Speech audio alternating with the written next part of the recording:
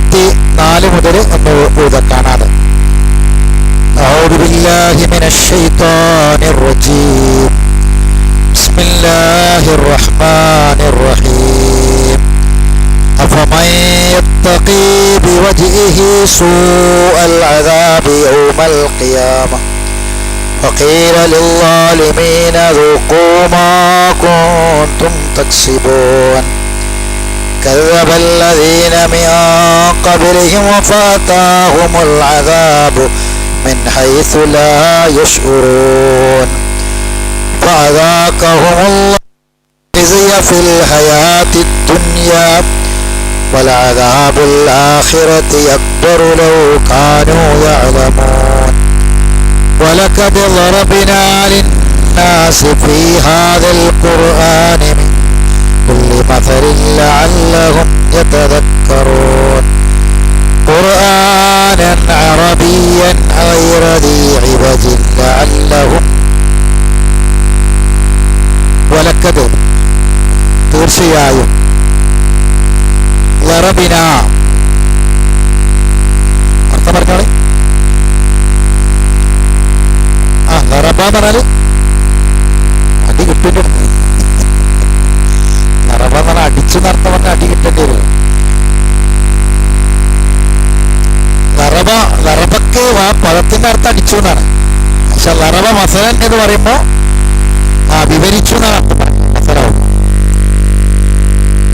വലക്കത് തീർച്ചയായും ലറബിന നാം വിവരിച്ചിരിക്കുന്നു ലിന്നാസി ജനങ്ങൾക്ക് വേണ്ടി ഫി ഹാദൽ ഖുർആനി ഈ ഖുർആനിൽ മിൻ കുല്ലി മസലിൻ എല്ലാത്തരം ഉദാഹരണങ്ങളും ലഅല്ലഹും യതദക്കറൂൻ അവർ ആലോചിച്ച് മനസ്സിലാക്കാൻ വേണ്ടി.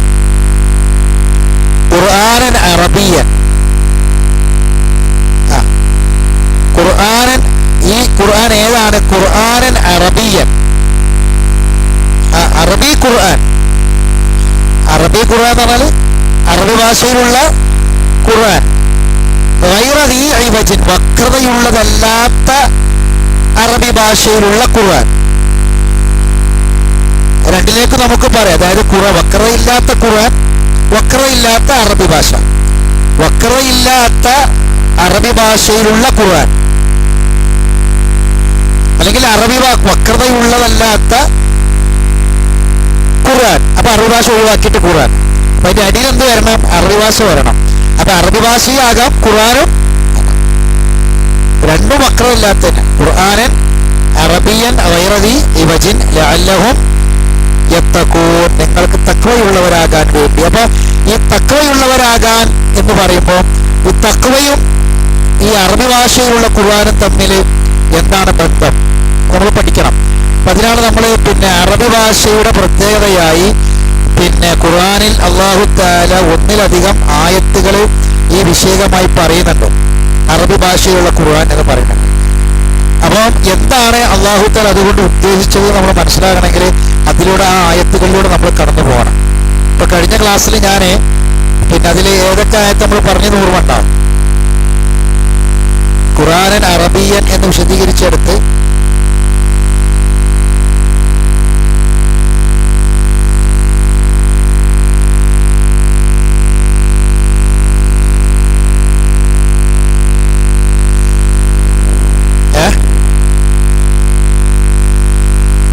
ഖുർആനൻ അറബിയൻ എന്ന് പറഞ്ഞിടത്തുള്ള ആയത്തുകൾ വലുതും പറഞ്ഞിരുന്നോ?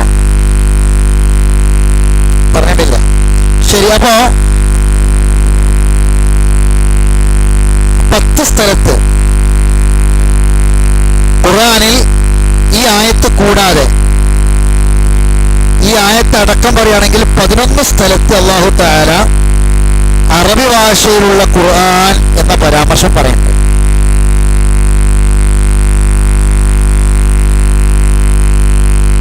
അപ്പൊ അതുകൊണ്ട് അറബി ഭാഷ പഠിക്കലും അറബി ഭാഷയെ പറ്റി മനസ്സിലാക്കലും ഒരു മുസ്ലിമിന് നിർബന്ധമായ കാര്യമാണ് എന്നുകൂടി അതിൻ്റെ കൂടെ നമ്മൾ ചേർത്ത് മനസ്സിലാക്കി വെക്കണം.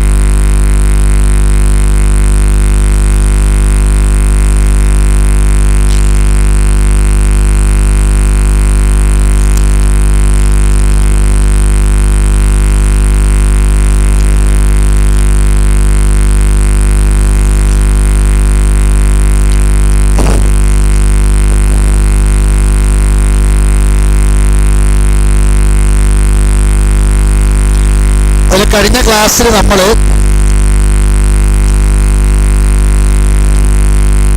ഒന്ന് രണ്ട് കാര്യങ്ങൾ ഞാൻ പറഞ്ഞിരുന്നു.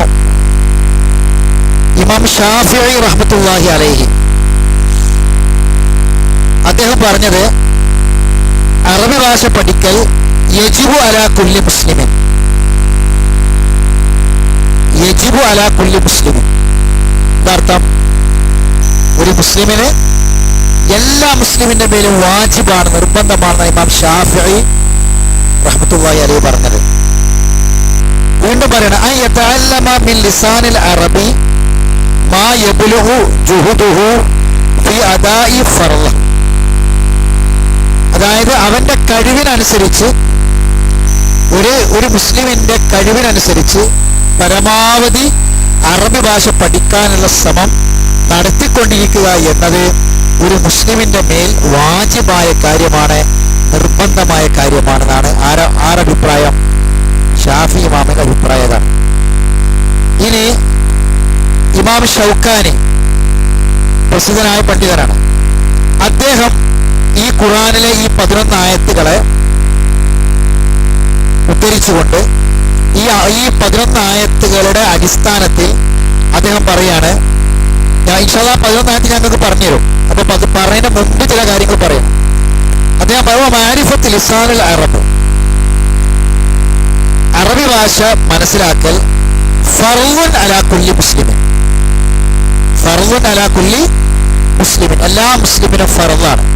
മിൻ മുജ്തഹിദിൻ വഗൈറ, ആ മുസ്ലിം മുജ്തഹിദാകട്ടെ അല്ലാത്തവനാകട്ടെ എന്ന് പറഞ്ഞാൽ അറബി ഭാഷ പഠിക്കുന്ന ഒരു മുജ്തഹിദായ ആൾ എന്ന് പറഞ്ഞാൽ അറബി കോളേജിലൊക്കെ പോയി പഠിച്ച്, പള്ളി ദർസിലൊക്കെ പോയി പഠിച്ച്, തഫ്സീറും ഹദീസൊക്കെ പഠിച്ച് അങ്ങനെ പഠിക്കുന്ന ഒരാളാകട്ടെ അതല്ലാത്ത ആളാവട്ടെ അറബി ഭാഷ പഠിക്കൽ ഫർളാണ്. എന്നാൽ മദനിമാരും സുലൈമാരും ഫാറൂഖിമാരും അങ്ങനെയുള്ള പണ്ഡിതന്മാരും പിന്നെ മൗലവിമാരും മാത്രമല്ല അറബി ഭാഷ പഠിക്കേണ്ടത്, എല്ലാ മുസ്ലിമിനും അറബി ഭാഷ പഠിക്കൽ ഫർളാണ്. എന്തുകൊണ്ടാണ് അങ്ങനെ പറഞ്ഞതെന്നുള്ള ഇൻഷാ അല്ലാഹ് ഇനി പറയാൻ പോട്ടെ, അപ്പോൾ ഒന്നുകൂടി മനസ്സിലാവും. ഇനി ഷെയ്ഖുൽ ഇസ്ലാം ഇബ്നു തൈമിയ്യ പറയാണ്, മഅലൂം, ഇതൊക്കെ ഈ 11 നമ്മൾ പഠിക്കുന്ന ആയത്തിന്റെ തദബ്ബുറ ഞാൻ പറഞ്ഞട്ടോ. നമ്മൾ പഠിക്കുന്ന ആയത്ത് എന്താണ്? ഖുർആനൻ അറബിയൻ ഗൈറ ഇബജിൻ ലഅല്ലഹും യത്തഖൂൻ. തഖ്വയും ഈ അറബി ഭാഷയിലെ ഖുർആനും തമ്മിലുള്ള ബന്ധം മനസ്സിലാക്കണമെങ്കിൽ ഇത് മനസ്സിലാക്കി വെക്കണം. ഈ ആയത്തിനെ വിശദീകരിച്ചിട്ട് ഇബ്നു തൈമിയ്യ പറയാണ്, മഅലൂമുൻ, അറിയപ്പെട്ട കാര്യമാണ്, ശ്രദ്ധിച്ചു കേൾക്കുക, മഅലൂമുൻ, അറിയപ്പെട്ട കാര്യമാണ്, അന്ന തഅല്ലുമൽ അറബിയ്യ വ തഅലീമൽ അറബിയ്യ ഫർളുൻ അലൽ കിഫായ. അദ്ദേഹം പറഞ്ഞത് തഅല്ലുമുൽ അറബിയ്യയും തഅലീമുൽ അറബിയ്യ എന്നാൽ അറബി ഭാഷ പഠിപ്പിക്കലും ഫർളുൻ അലൽ കിഫായ, ഫർള് കിഫായ. ഫർള് കിഫായ എന്ന് പറഞ്ഞാൽ ആരെങ്കിലും കുറച്ച് ആൾക്കാർ മുസ്ലിം സമുദായത്തിൽ ആ പണിയെടുത്തിട്ടില്ലെങ്കിൽ എല്ലാവരും കുറ്റക്കാരാണ് പരലോകത്ത്. അത് ഫർള് കിഫായ പറഞ്ഞാൽ അറബി ഭാഷ പഠിക്കുക, അറബി ഭാഷ പഠിപ്പിക്കുക, ഈ ഒരു പ്രവൃത്തി മുസ്ലിമീങ്ങൾക്കിടയിൽ നടക്കണില്ലെങ്കിൽ, ഇതുപോലെ ഒരു മുസ്ലിം മരിച്ചാൽ മയ്യത്ത് നിസ്കാരം ഫർള് കിഫായാണ്. ഫർള് കിഫായ എന്ന് പറഞ്ഞാൽ ആരെങ്കിലും കുറച്ച് ആൾക്കാർ ചെയ്യണം. ഒരു നാട്ടിലെ മുസ്ലിം മരിച്ച ആരും മയ്യത്ത് നിസ്കരിച്ചില്ല വിചാരിച്ചോളൂ, എല്ലാവരും കുറ്റക്കാരാണ്. ഇപ്പൊ ചില നമ്മുടെ നാട്ടിൽ ചില അപകടകരമായ ചില അവസ്ഥകളൊക്കെ ഉണ്ട്. ഇപ്പൊ ചില ഈ ആത്മഹത്യ ചെയ്ത മയ്യത്ത് ചില ആൾക്കാർ നിസ്കരിക്കാൻ പോരാ, ആരും നിസ്കരിക്കാത്തൊരവസ്ഥ ആത്മഹത്യ ചെയ്ത മയ്യത്തിനുണ്ടെന്നുണ്ടെങ്കിൽ അപകടകരമായ കാര്യമാണ്. നബി സല്ലല്ലാഹു അലൈഹി വസല്ലം ആത്മഹത്യ ചെയ്ത മയ്യത്തിന് റസൂൽ നിസ്കരിച്ചിട്ടില്ല. പക്ഷെ റസൂൽ നിസ്കരിക്കാൻ എന്താക്കിയിട്ടില്ല, തടഞ്ഞിട്ടില്ല. മനസ്സിലാക്കി വെക്കണം നമ്മളത്. റസൂൽ ഒരിക്കലും തടഞ്ഞിട്ടില്ല. റസൂൽ നിസ്കരിക്കാൻ പാടില്ല. കാരണം റസൂൽ അല്ലാതെ വഹിയുണ്ട്, റസൂൽ ചെയ്യേണ്ട കാര്യങ്ങൾ പ്രത്യേക ചില കാര്യങ്ങളുണ്ട്. അനുവാദം കിട്ടിയാൽ മാത്രം റസൂൽ ചെയ്യാൻ പറ്റുള്ളൂ. പക്ഷെ ചെയ്യണം എന്നുള്ളതിൻ്റെ സൂചനയാണെന്ത്? കാരണം ഒരു മനുഷ്യന് ആത്മഹത്യ ചെയ്യുന്ന ചിലപ്പോൾ അതിലെ ആത്മഹത്യയിൽ ഏകദേശം ഒരു വലിയ വിഭാഗം ആത്മഹത്യയും രോഗം കാരണമായിരിക്കും. ഒരു മാനസിക രോഗത്തിന് അടിമപ്പെട്ടിട്ടായിരിക്കും ചിലപ്പോൾ ഉണ്ടാവുക. അവസാന നിമിഷത്തിൽ ഒരു മനുഷ്യന്റെ മാനസിക നില തെറ്റിയിട്ടായിരിക്കും ഒരു പക്ഷെ ആത്മഹത്യയിലേക്ക് മെനക്കിടുക, ആത്മഹത്യ ചെയ്യാൻ വേണ്ടിയിട്ട്. 90% അങ്ങനെ. കാരണം സ്വബോധത്തോടു കൂടിയുള്ള ആത്മഹത്യകൾ വളരെ ചുരുക്കണ്ടാവുള്ളൂ. മറ്റുള്ള സാമ്പത്തിക പ്രതിസന്ധികൾ, കടബാധ്യതകൾ, കുടുംബ പ്രശ്നങ്ങൾ, മറ്റുള്ള വല്ല അപമാനവും മാനക്കേടുകൾ ഉണ്ടാവും. അങ്ങനെയൊക്കെ ഉണ്ടാകുമ്പോൾ അതിനെ കുറിച്ച് ഇങ്ങനെ ആലോചിച്ച് അവസാനം എന്താണെന്ന് ചോദിച്ചാൽ ചിന്തിച്ച് മാനസിക നില തെറ്റാണ്. ആ സമയത്താണ് എവിടേക്ക് മെനക്കിടുക. അപ്പൊ മാനസിക നില തെറ്റാന്ന് പറയുന്ന രോഗമാണ്, രോഗാവസ്ഥയാണ്. മനസ്സിലാണ്ട് പറഞ്ഞത്. അപ്പൊ അതുകൊണ്ട് നമ്മൾ ആരും നിസ്കരിക്കാതിരുന്നാൽ എന്താവും? കുറ്റക്കാരാവും. ഇത് ഞാൻ ഉദാഹരണം പറയാം. ഇതുപോലെ അറബി ഭാഷ പഠിക്കലും പഠിപ്പിക്കലും നടക്കണം. അതിന് പഠിപ്പിക്കണമെങ്കിൽ എന്ത് വേണം? ഇപ്പം അറബി കോളേജ്, ഇടക്കാലത്ത് അറബി കോളേജിലൊക്കെ കുട്ടികൾ ഇങ്ങനെ കുറഞ്ഞു വരും.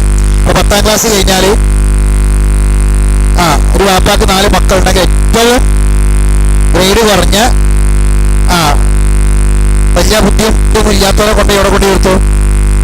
അറബി കോളേജ് കൊണ്ട് കൊടുത്തു. അത് അറബി കോളേജ് മാത്രമല്ല, പള്ളി വർഷമൊക്കെ അങ്ങനെ തന്നെയാണ്. പണ്ട് സ്കൂളിൽ പറഞ്ഞ അവസരം സ്കൂളിൽ പോകാതെ ഏതെങ്കിലുമൊക്കെ മാവുമക്കരി മാങ്ങ പറിക്കലും പിന്നെ തോട്ടത്തിൽ കയറലും കുളിച്ചു പോലും അങ്ങനെ മരത്തമ്മ കയറലും കുളിക്കാൻ പോലൊക്കെ ആയിട്ട് ഇങ്ങനെ നടക്കണം. ചെക്കന്മാരാണ് എന്താക്കുക, പിടിച്ചുകാണ്ട് പള്ളി ദർശ കൊണ്ടാകും. അതാ പിന്നെ മൂലരായിട്ട് വരാം. പള്ളി ദർശ കൊണ്ടാക്കും. അതേപോലെ അറബി കോളേജ് കൊണ്ടാക്കുന്നത് ഒരു ഭാഗത്ത് മാത്രം പറഞ്ഞാൽ എല്ലാവരും വേണ്ട. ഇപ്പൊ ഇന്ന് എന്നുള്ള അവസ്ഥ എന്താ ചോദിച്ചാൽ ഇന്നൊക്കെ മാറി. കാരണം അറബി കോളേജുകളിൽ നല്ല നല്ല കോഴ്സുകൾ തുടങ്ങി. അല്ലാതെ അറബി പഠിക്കണമെന്നോ അല്ലെങ്കിൽ ദീന് പഠിക്കണമെന്നോ വിചാരിച്ചിട്ടല്ല. പണ്ട് അറബി കോളേജ് കൊണ്ടാക്കലാച്ചാൽ ദീന് പഠിക്കണം, അറബി പഠിക്കണം, ദീന് പഠിക്കണം വിചാരിച്ചിട്ടാണ് കൊണ്ടാക്കൽ. ഇപ്പൊ എന്താന്ന് വെച്ചാൽ ഇപ്പം BA വിത്ത് ഇസ്ലാമിക്, BCom വിത്ത് ഇസ്ലാമിക് ഒക്കെയാണ് ഇപ്പൊ അവിടെ. ഒക്കെ അങ്ങനെ എല്ലാം അറബി കോളേജുകളിലൊക്കെ BA BCom ഒക്കെ അറബി കോളേജിലായി. അപ്പൊ നല്ല നല്ല പുതിയ പിന്നെ ഇപ്പോൾ മലേഷ്യ, അതുപോലെ തന്നെ അറേബ്യൻ രാജ്യങ്ങൾ, UAE, സൗദി അങ്ങനെ തുടങ്ങിയിട്ടുള്ള അറേബ്യ രാജ്യങ്ങളിലൊക്കെ വേഗം ജോലി സാധ്യതയുള്ള, ഗവൺമെന്റ് തലത്തിൽ ജോലി സാധ്യതയുള്ള ഒരുപാട് കോഴ്സുകൾ അന്ന് അറബി രാഷ്ട്രങ്ങളിലെ ഉന്നതമായ യൂണിവേഴ്സിറ്റികളിൽ മാത്രം ഉണ്ടായിരുന്ന കോഴ്സുകൾ ഇന്നവിടെ ഈ കേരളത്തിൽ പിന്നെ പല യൂണിവേഴ്സിറ്റിയിൽ തുടങ്ങി. അപ്പൊ തുടങ്ങിയപ്പോൾ അതിലൊക്കെ എന്തായി? കുട്ടികൾ വരലേക്ക് തുടങ്ങി, ആൾക്കാർ കുട്ടികളെ ചേർത്ത് തുടങ്ങി. കാരണം ആ കോഴ്സ് എടുത്ത് കാണാൻ വേഗം ജോലി കിട്ടും. അപ്പം അറബി ഞാനിപ്പോ സാഹചര്യം പറഞ്ഞതാണ്. അതേ സമയത്ത് ദീന് പഠിക്കണം, ഖുർആൻ പഠിക്കണം, സുന്നത്ത് പഠിക്കണം വിചാരിച്ചിട്ട് അറബി കോളേജ് പറഞ്ഞേക്കണവരും അറബി ഭാഷ പഠിപ്പിക്കണമല്ലൊക്കെ കുറവായിരുന്നു. അപ്പൊ ഇബ്നു തൈമിയ്യ പറഞ്ഞത് അറബി ഭാഷ പഠിക്കലും പഠിപ്പിക്കലും ഫർദ് കിഫായയാണ്. അറബി ഭാഷ നമ്മളെ മദ്രസ ഉദാഹരണം പറയാം. മദ്രസയിൽ നിന്ന് അലിഫ് ബാ താ പഠിച്ചു തുടങ്ങുകയാണ്. അപ്പം അത് ഒരു മദ്രസ സ്ഥാപിക്കലും മദ്രസ ഉണ്ടാക്കലും പിന്നെ അതിന് ഉന്നതമായ അങ്ങനെ പഠിച്ചു പോലൊക്കെ അത് പഠിക്കാനും കുട്ടികൾ വേണം, പഠിപ്പിക്കാനും എന്ത് വേണം? രണ്ടും പഠിപ്പിക്കാനുള്ള സ്ഥാപനങ്ങൾ ഉണ്ടാക്കുന്ന പഠിക്കാൻ കുട്ടികൾ വേണ്ടല്ലേ? ആ സ്ഥാപനം പൊട്ടിപ്പോകും. രണ്ടും ഫർദ് കിഫായയാണ്. ഒരു ബാക്കി അദ്ദേഹം പറഞ്ഞ ബാക്കി കേട്ടോളൂ.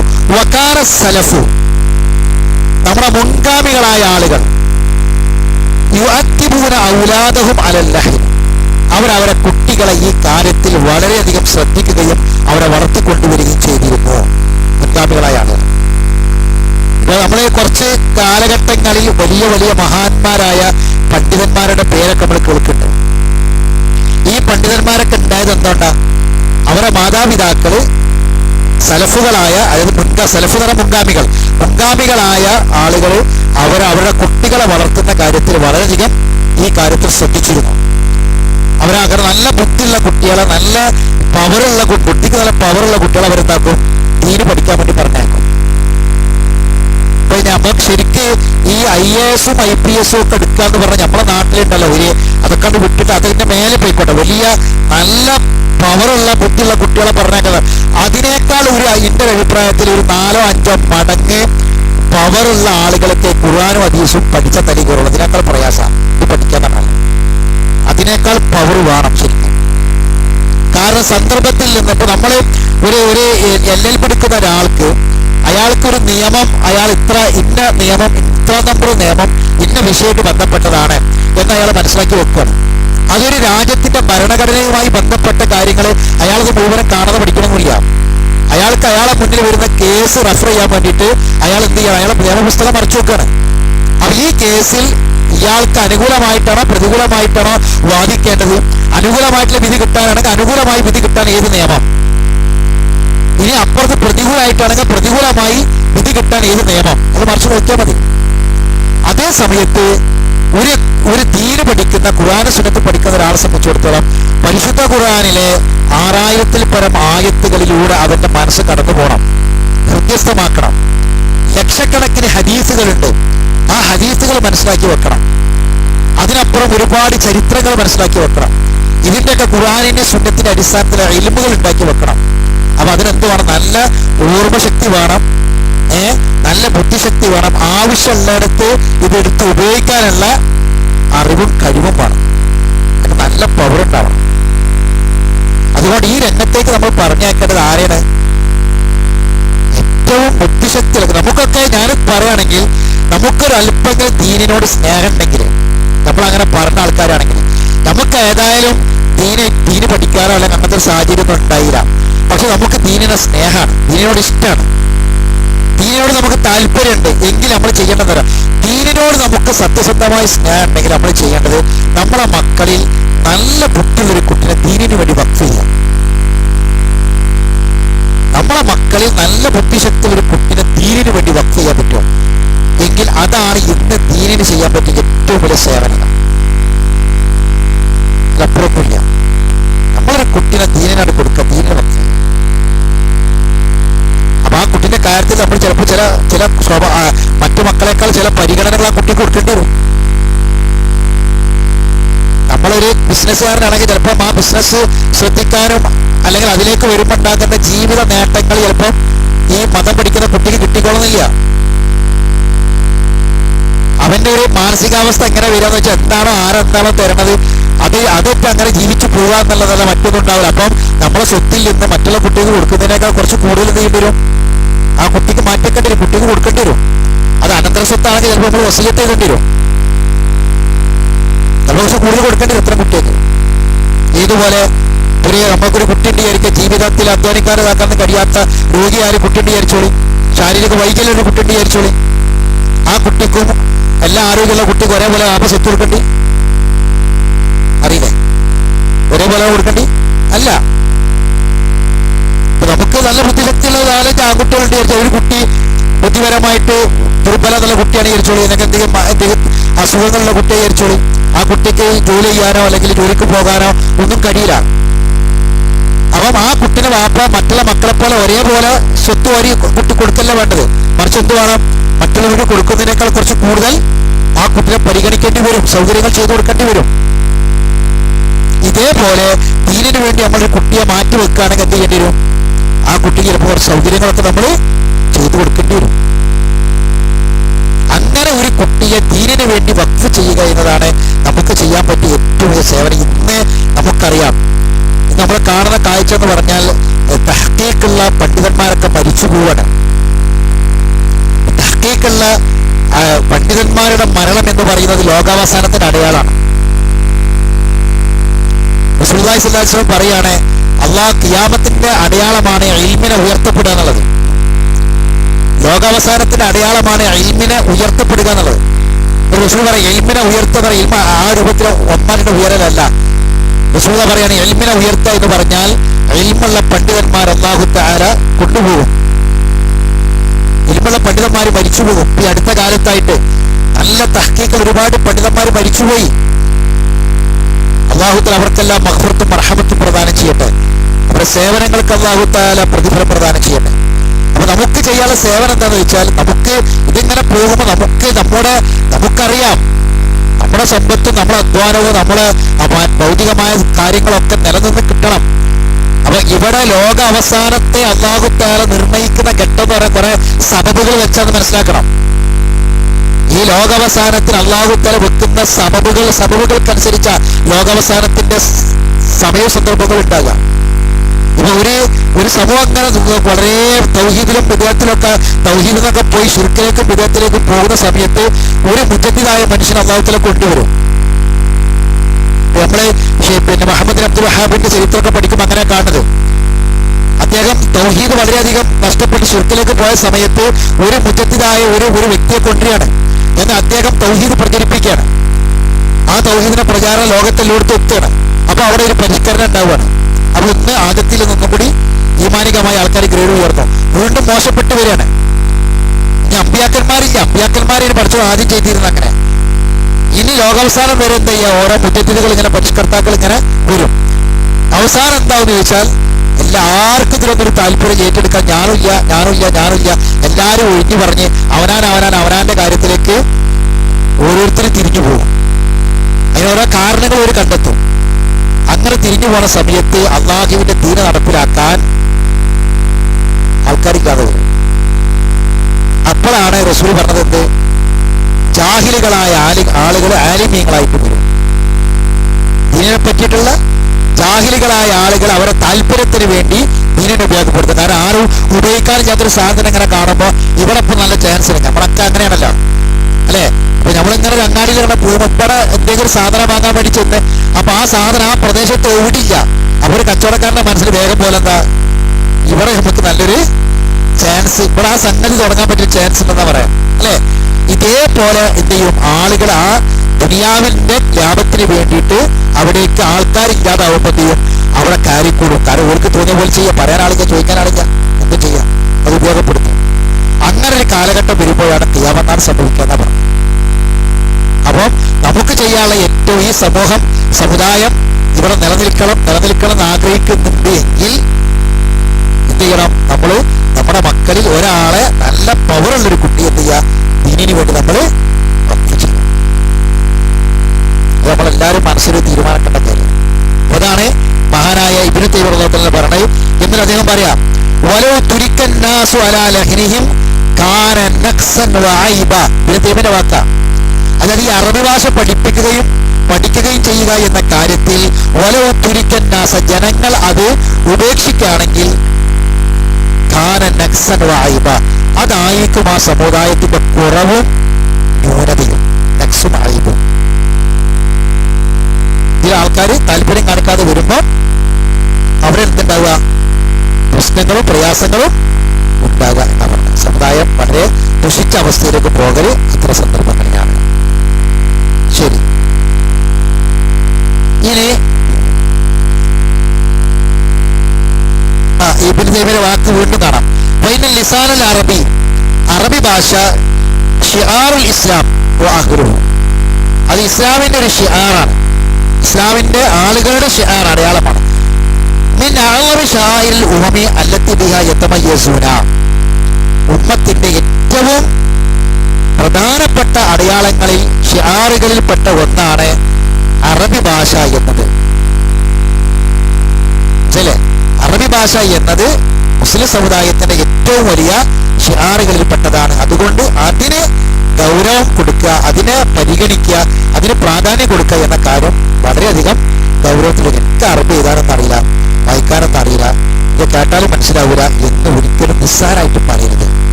ഇതിനെന്താ ചെയ്യേണ്ടത്, ഇത് പഠിക്കാനുള്ള ശ്രമം നടത്തണം. എന്തുകൊണ്ടാണ് ഇത് പഠിക്കണമെന്ന് പറയാൻ കാരണം, ഈ റസൂലുള്ളാഹിന്റെ ഹദീസ് ഞാൻ പറയാം. ഉഹിബ്ബുൽ ലുഗത്തൽ അറബിയ്യ, റസൂൽ പറയാണ്, അറബി ഭാഷയെ ഞാൻ അങ്ങേയറ്റം സ്നേഹിക്കുന്നു. അതാണ് റസൂലിന്റെ വാക്കാണ്. ഈ സലാസിൻ, 3 കാര്യങ്ങൾ കൊണ്ട്, മറക്കരുത്, 3 കാര്യങ്ങൾ കൊണ്ട് ഞാൻ അറബി ഭാഷയെ സ്നേഹിക്കുന്നു. ആരാ പറഞ്ഞത്? അതാണ് റസൂൽ പറയാം. 1, ലിഅന്നി അറബിയ്യുൻ, ഞാനൊരു അറബിയാണ്.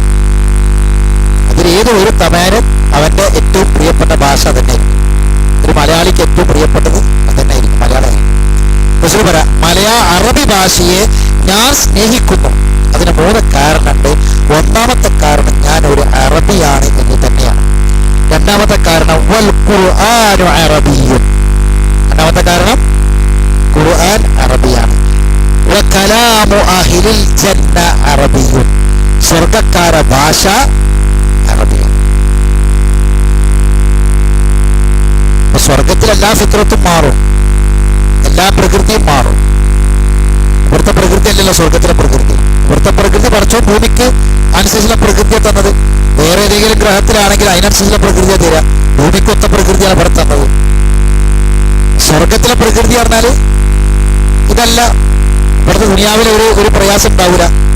നമുക്ക് ഭക്ഷണം കഴിക്കൽ സുഖമാണ്, പക്ഷെ ബാത്റൂം പോലെ കുറച്ച് പ്രയാസം സംഗതിയാണ്. അതുകൊണ്ട് അല്ലാതെ ഒഴിവാക്കി. വിയർപ്പില്ല, ഉപ്പുനീരില്ല, ഒന്നുമില്ല. ഭക്ഷണം എല്ലാം കഴിക്കാം, ഏത് ഭക്ഷണം കഴിക്കാം, എപ്പോഴും കഴിക്കാം, ഇഷ്ടമുണ്ടാകുമ്പോഴൊക്കെ കഴിക്കാം. മനസ്സിലല്ലേ പറഞ്ഞേ? പൊണ്ണക്കേടിന്റെ പ്രശ്നമില്ല, വയറുവേദന പ്രശ്നമില്ല, ദഹിക്കാത്ത പ്രശ്നമില്ല, ഇന്ന ഭക്ഷണം കഴിച്ചാൽ ഷുഗർ കൂടി പ്രഷർ കൂടി ആ അസുഖങ്ങളൊന്നുമില്ല. സ്വർഗത്തിൽ അങ്ങനത്തെ ഒരു പ്രശ്നമില്ല. സ്വർഗത്തിലെ പ്രകൃതി പഠിച്ചോ വേറെ കൊടുക്കാണ്. അപ്പൊ സ്വർഗക്കാരുടെ ഭാഷ ഏതാണ്? അപ്പൊ ഞാൻ അതെങ്കിലും പഠിച്ചു വെക്കട്ടെ. സ്വർഗത്തിൽ പോകണമെന്ന് ആഗ്രഹിക്കുന്ന ആൾക്കാർ അറബി ഭാഷ പഠിച്ചേ വിട്ടുള്ളൂ, നിർബന്ധാണ്. അതെങ്ങനെ ചിന്തിച്ചാൽ മതി എന്നറിയോ? ഏത് നാട്ടുകാരെ നിസ്കരിക്കുകയാണെങ്കിൽ എങ്ങനെ നിസ്കരിക്കണം? അള്ളാഹു അക്ബർ തന്നെ പറയണ്ടേ? അമേരിക്കക്കാരനാണെങ്കിലും യൂറോപ്പുകാരനാണെങ്കിലും ചൈനക്കാരനാണെങ്കിലും ഒക്കെ എന്താ പറയണ്ടേ? അള്ളാഹു അക്ബർ തന്നെ പറയണ്ടേ. ഖബറിലുള്ള ചോദ്യം അറബിയിലാണ്. ഇംഗ്ലീഷുകാരനോടും മലയാളിനോടും എല്ലാരോടും ചോദ്യം അറബിയിലാണ്. കാരണം ഏത് ഭാഷക്കാരനും റളീതു ബില്ലാഹി റബ്ബൻ വബിൽ ഇസ്ലാമി ദീനൻ വബി മുഹമ്മദിൻ നബിയ്യ അറബി തന്നെ പറയേണ്ടതാണ്. അഷ്ഹദു അല്ലാ ഇലാഹ ഇല്ലല്ലാഹു വഅഷ്ഹദു അന്ന മുഹമ്മദ് റസൂലുള്ളാഹ് അറബി തന്നെ പറയണം. അല്ല മലയാളം പറഞ്ഞാലൊന്നും പോരാ. അർത്ഥമറിഞ്ഞ് മനസ്സിൽ ഉറപ്പിച്ച് നാവുകൊണ്ട് വെളിവാക്കി പറയണം. അഷ്ഹദു അല്ലാ ഇലാഹ ഇല്ലല്ലാഹു വഅഷ്ഹദു അന്ന മുഹമ്മദ് റസൂലുള്ളാഹ്. അറബിയിൽ പഠിക്കണത് അറബി തന്നെ പഠിക്കണം. എനിക്ക് അറബി തിരിയില്ല, ഞാൻ സ്കൂളിൽ മലയാളം പഠിച്ചെന്ന് പറഞ്ഞാൽ കഴിച്ചിലാവൂല.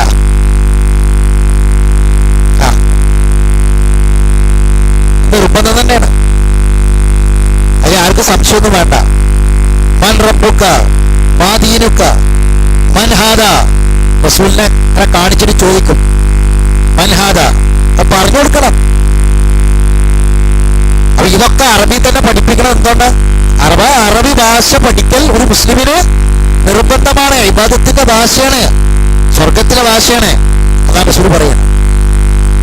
അപ്പൊ ഏറ്റവും ഒന്നാമത്തെ കാരണം എന്താണ്?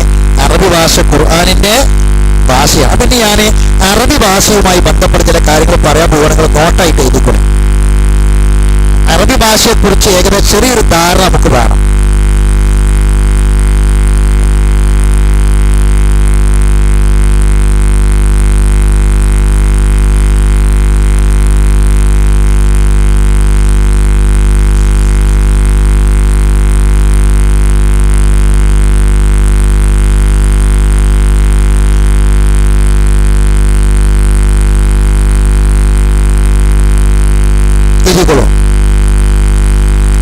ഏകദേശം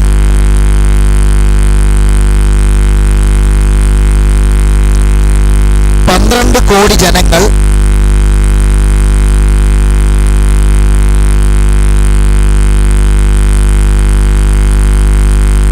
മാതൃഭാഷയായി ഉപയോഗിക്കുന്ന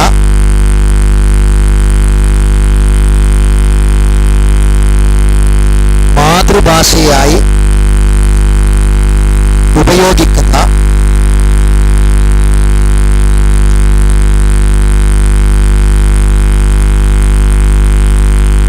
30 കോടി ജനങ്ങൾ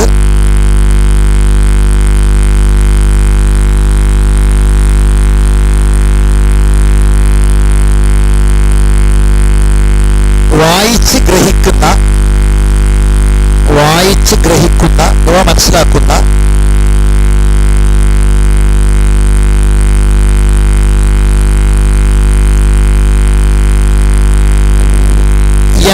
കോടി ജനങ്ങൾ 80 കോടി ജനങ്ങൾ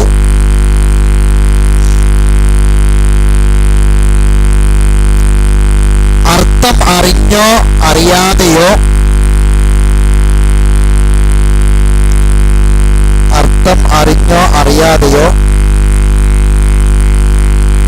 പാരായണം ചെയ്യുന്ന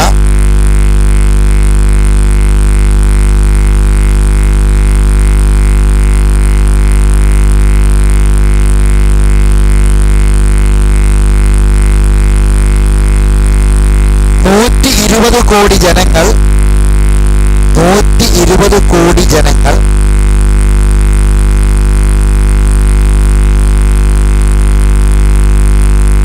ആദരിക്കുകയും ചെയ്യുന്ന 120 കോടി ജനങ്ങൾ ആദരിക്കുകയും ചെയ്യുന്ന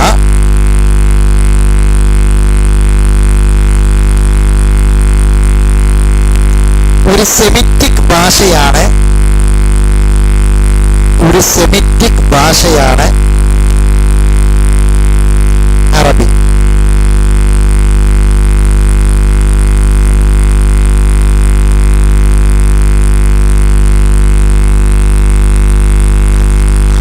ഈ സെമിറ്റിക് ഭാഷ എന്ന് പറഞ്ഞാൽ സെമിറ്റിക് ഭാഷ എന്ന് പറഞ്ഞാൽ അതാണ് നമ്മൾ സെമിറ്റിക് ഭാഷയിൽപ്പെട്ടതാണ്. സെമിറ്റിക് ഭാഷ എന്ന് പറഞ്ഞാൽ നോഹ് നബിന്റെ ഒരു മകനാണ് സാം ബിൻ നോഹ്.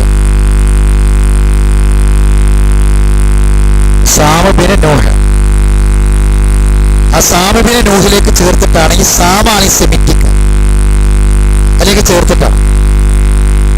കാരണം ആ കാലഘട്ടം മുതലാണ് ഈ ഭാഷകൾ ഉപയോഗിക്കുന്നത് മനുഷ്യന്മാര് ഉപയോഗിച്ചു തുടങ്ങുന്നത്. അതായത് മനുഷ്യനെ പഠിച്ചപ്പം ആദം നബി അലൈഹി സ്വലാത്തു വസ്സലാമിനെ അള്ളാഹു തആല ആദം നബിയാണ് മനുഷ്യനായിട്ട് ആദ്യം പഠിക്കുന്നത്. എന്നിട്ട് അള്ളാഹു തആല ആദം നബിനെ പഠിച്ചിട്ട് വഅല്ലമ ആദമൽ അസ്മാ കുല്ലഹ, അള്ളയാണ് നാമങ്ങളൊക്കെ പഠിപ്പിച്ചു കൊടുക്കുന്നത്. ഇത് മരമാണ്, ഇത് ഇലയാണ്, ഇത് ഭൂമിയാണ്, അത് ആകാശമാണ്. ഈ പേരൊക്കെ ആദ്യം പഠിപ്പിക്കണമായിരിക്കാം ആദം നബിക്ക്. ആരാ പഠിപ്പിക്കുക? ആദ്യത്തെ ഉസ്താദ് ആരാ? അള്ളാഹുവാണ്. അള്ളാഹ് പഠിപ്പിച്ചു കൊടുക്കുക.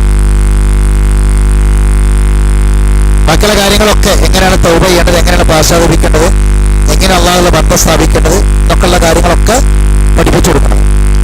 അതിനുശേഷം പിന്നീട് അന്നൊക്കെ ഒറ്റപ്പെട്ട ആളുകളുള്ളത് പരസ്പരം കാര്യങ്ങൾ സംസാരിച്ചു തുടങ്ങി അവസാനം ഒരു സമൂഹമായി ജീവിക്കുന്നത് ആരുടെ കാലത്താണ്? നൂഹ് നബി അലൈഹി സ്വലാമിന്റെ കാലത്താണ്. ലോകത്ത് വേറെ ഭൂമിന്റെ ഒരു ഭാഗത്ത് ആൾക്കാരില്ല. ആ പ്രളയം ഉണ്ടാകുന്ന സമയത്ത് അവിടെ മാത്രമേ ആൾക്കാരുള്ളൂ. അതിനുശേഷമാണ് പിന്നീട് ലോകത്തിന്റെ ഓരോ ഭാഗത്തേക്കും ആളുകൾ വരണം, വ്യാപിക്കണം. അപ്പൊ അദ്ദേഹത്തിന്റെ നൂഹ് നബിയുടെ മകനാണ് സാം ബിൻ നോഹ്. അതിലേക്ക് ചേർത്തിട്ടാണ് എന്ത് പറയാ സെമിറ്റിക് ഭാഷ എന്ന് പറയുന്നത്.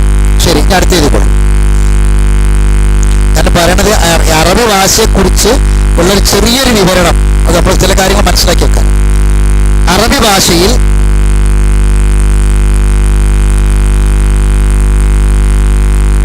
എത്ര അക്ഷരമുണ്ട്? അറബിയിൽ എത്ര അക്ഷരമുണ്ട്? 23, 36, 28 അക്ഷരങ്ങൾ കേട്ടോ.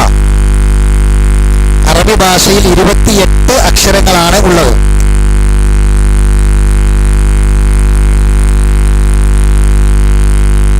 അങ്ങനത്തെ കുറച്ച് ചെറിയ ചെറിയ കാര്യങ്ങൾ മാത്രം പറയണം, കാര്യങ്ങൾ മനസ്സിലാക്കാൻ വേണ്ടി.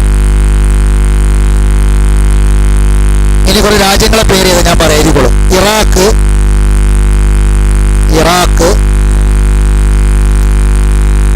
അൾജീരിയ,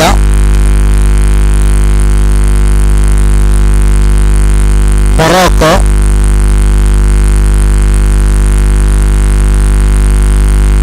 സുഡാൻ,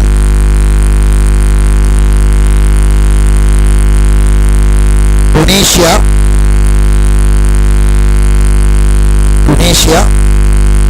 സുഡാൻ കഴിഞ്ഞിട്ടുണ്ട്, ടുണീഷ്യ, ലിബിയ,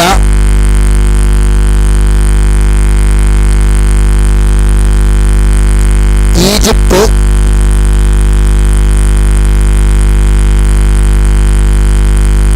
സിറിയ,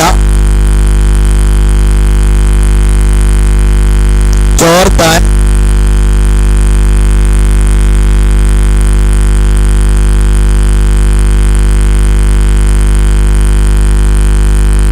അറേബ്യൻ ഉപഭൂഖണ്ഡങ്ങളിലെ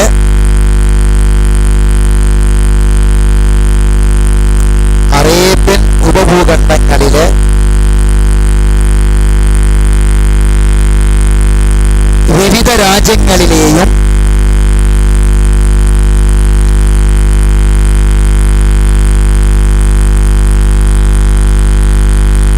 സംസാര ഭാഷയാണ് അറബി.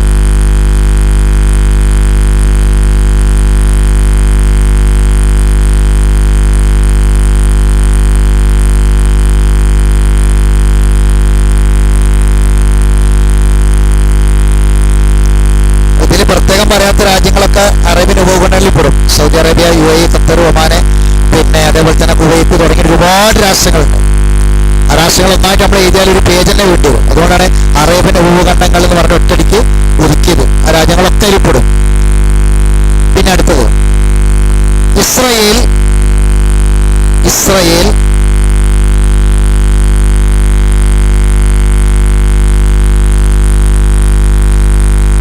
ആഫ്രിക്കൻ പടിഞ്ഞാറ് ഭാഗങ്ങൾ. ഇസ്രയേൽ ആഫ്രിക്കൻ പടിഞ്ഞാറ് ഭാഗങ്ങൾ.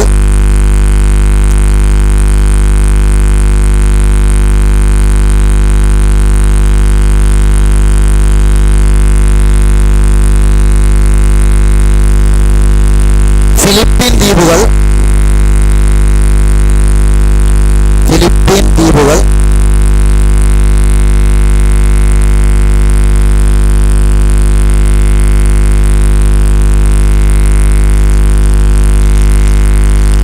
ഇന്ത്യ, പാകിസ്ഥാൻ,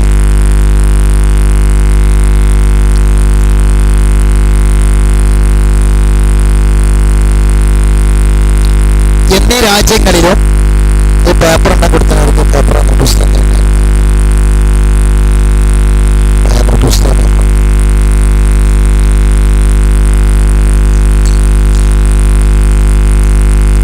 ഈ ഭാഷ പഠിക്കുകയും ഉപയോഗിക്കുകയും ചെയ്യണം.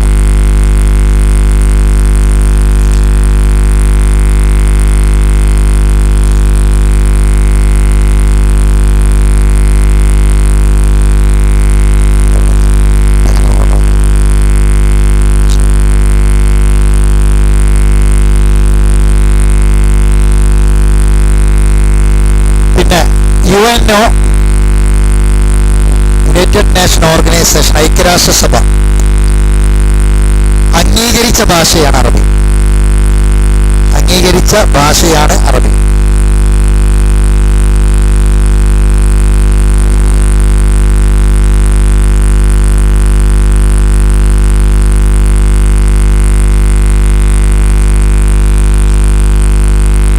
ലോക അറബി ഭാഷാ ദിനം എന്താണെന്നറിയോ? ലോക അറബി ഭാഷാ ദിനം ഡിസംബർ 18. ലോക അറബി ഭാഷാ ദിനം ഡിസംബർ 18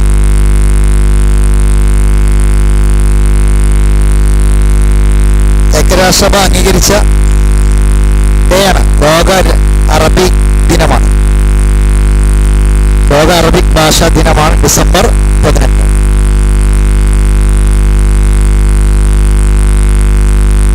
ഇനി അറബി ഭാഷ സംബന്ധിച്ചുള്ള വേറെ ചില കാര്യങ്ങൾ കൂടി പറയണം ഇതിപ്പോൾ. പ്രധാനമായും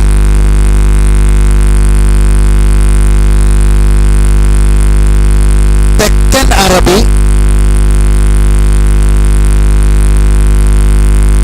വടക്കൻ അറബി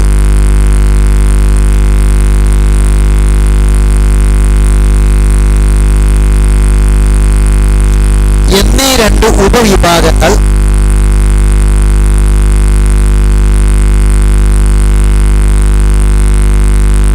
ഈ ഭാഷക്കുണ്ട്.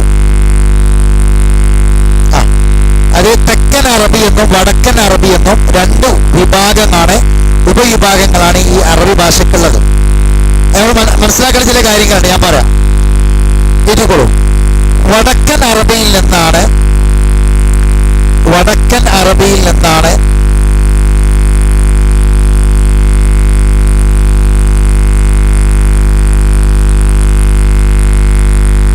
ആധുനിക അറബി ഭാഷ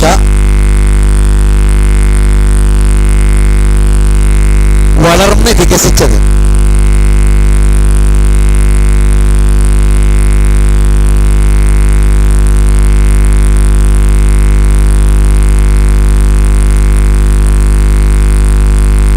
പ്രാചീന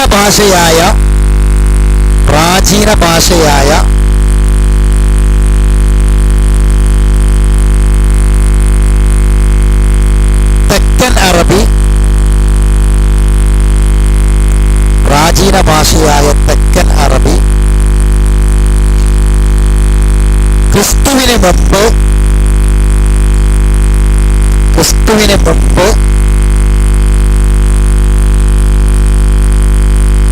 9-ാം നൂറ്റാണ്ട് മുതൽ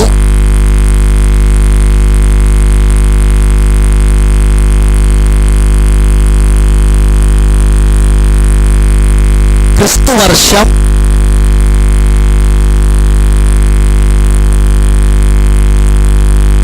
6-ാം നൂറ്റാണ്ട് വരെയുള്ള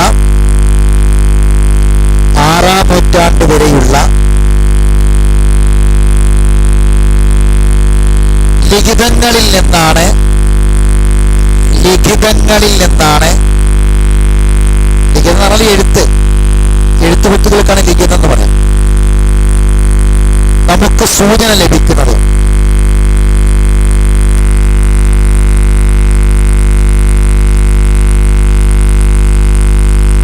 ഈ ഭാഷ ഇന്ന് നിലവിലില്ല.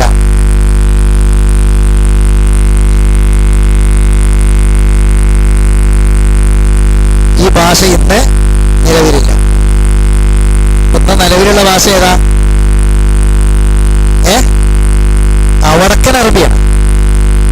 രണ്ട് അറബി രണ്ട് തരം, രണ്ട് ഭാഗങ്ങളായിട്ടായിരുന്നു. ഒന്ന് പിന്നെ ഈ BC, അതായത് പിന്നെ ക്രിസ്തുവിന് മുമ്പ് എത്രാം നൂറ്റാണ്ട് മുതൽ? 9-ാം നൂറ്റാണ്ട് മുതൽ AD, അതായത് ക്രിസ്തുവിന് ശേഷം ക്രിസ്തുവർഷം AD 6-ാം നൂറ്റാണ്ട് വരെ. അതേതാ 6-ാം നൂറ്റാണ്ട് വരെ ഉള്ളത്? 6-ാം നൂറ്റാണ്ട് എന്ന് പറഞ്ഞാൽ ഏതാ കാലം? 6-ാം നൂറ്റാണ്ട് ഖുർആൻ ഇറങ്ങുന്ന കാലം. അപ്പൊ 6-ാം നൂറ്റാണ്ട് വരെയുള്ള ലിഖിതങ്ങളിലുള്ള അറബി ഒന്നില്ല. ഖുർആൻ ഇറങ്ങിയതിന് ശേഷമുള്ള അറബി വേറെയാണ്. കിട്ടിയ മനസ്സിലാണ്ട് സംഭവം? അറബി ഭാഷയുടെ രണ്ട് ഭാഗങ്ങൾ, ഒന്ന് തെക്കൻ അറബി, ഒന്ന് വടക്കൻ അറബി. അതിൽ തെക്കൻ അറബി എന്ന് പറയുന്നത് പുരാതന പ്രാചീന അറബിയാണ്. ആ അറബി ഇന്ന് നിലവിലില്ല. ആ അറബി ഏത് കാലഘട്ടം വരെ ഉള്ളത്? 6-ാം നൂറ്റാണ്ട് വരെ. അതിനുശേഷം ഖുർആൻ. ആ ഖുർആൻ ഇറങ്ങുന്നത് സ്ഫുടമായ നല്ല ഭാഷയിലാണ്, അറബി ഭാഷയിലാണ് ഇറങ്ങുന്നത് ഖുർആൻ. അതാണ് എന്ത് വടക്കൻ അറബി എന്ന് പറഞ്ഞത്. ആ അറബിയാണ് ഇന്ന് നിലവിലുള്ളത് എന്നാണ് മനസ്സിലാക്കേണ്ടത്. ഇനി വടക്കൻ അറബിയിൽ നിന്നാണ്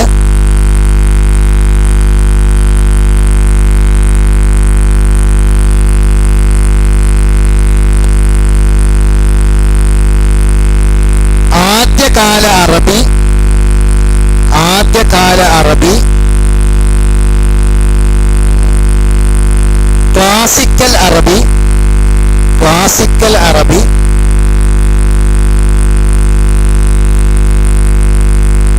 ആധുനിക അറബി.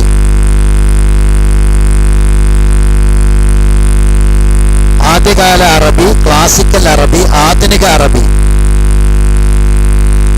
എന്നീ 3 ഘടകങ്ങളായി വികസിച്ചത്.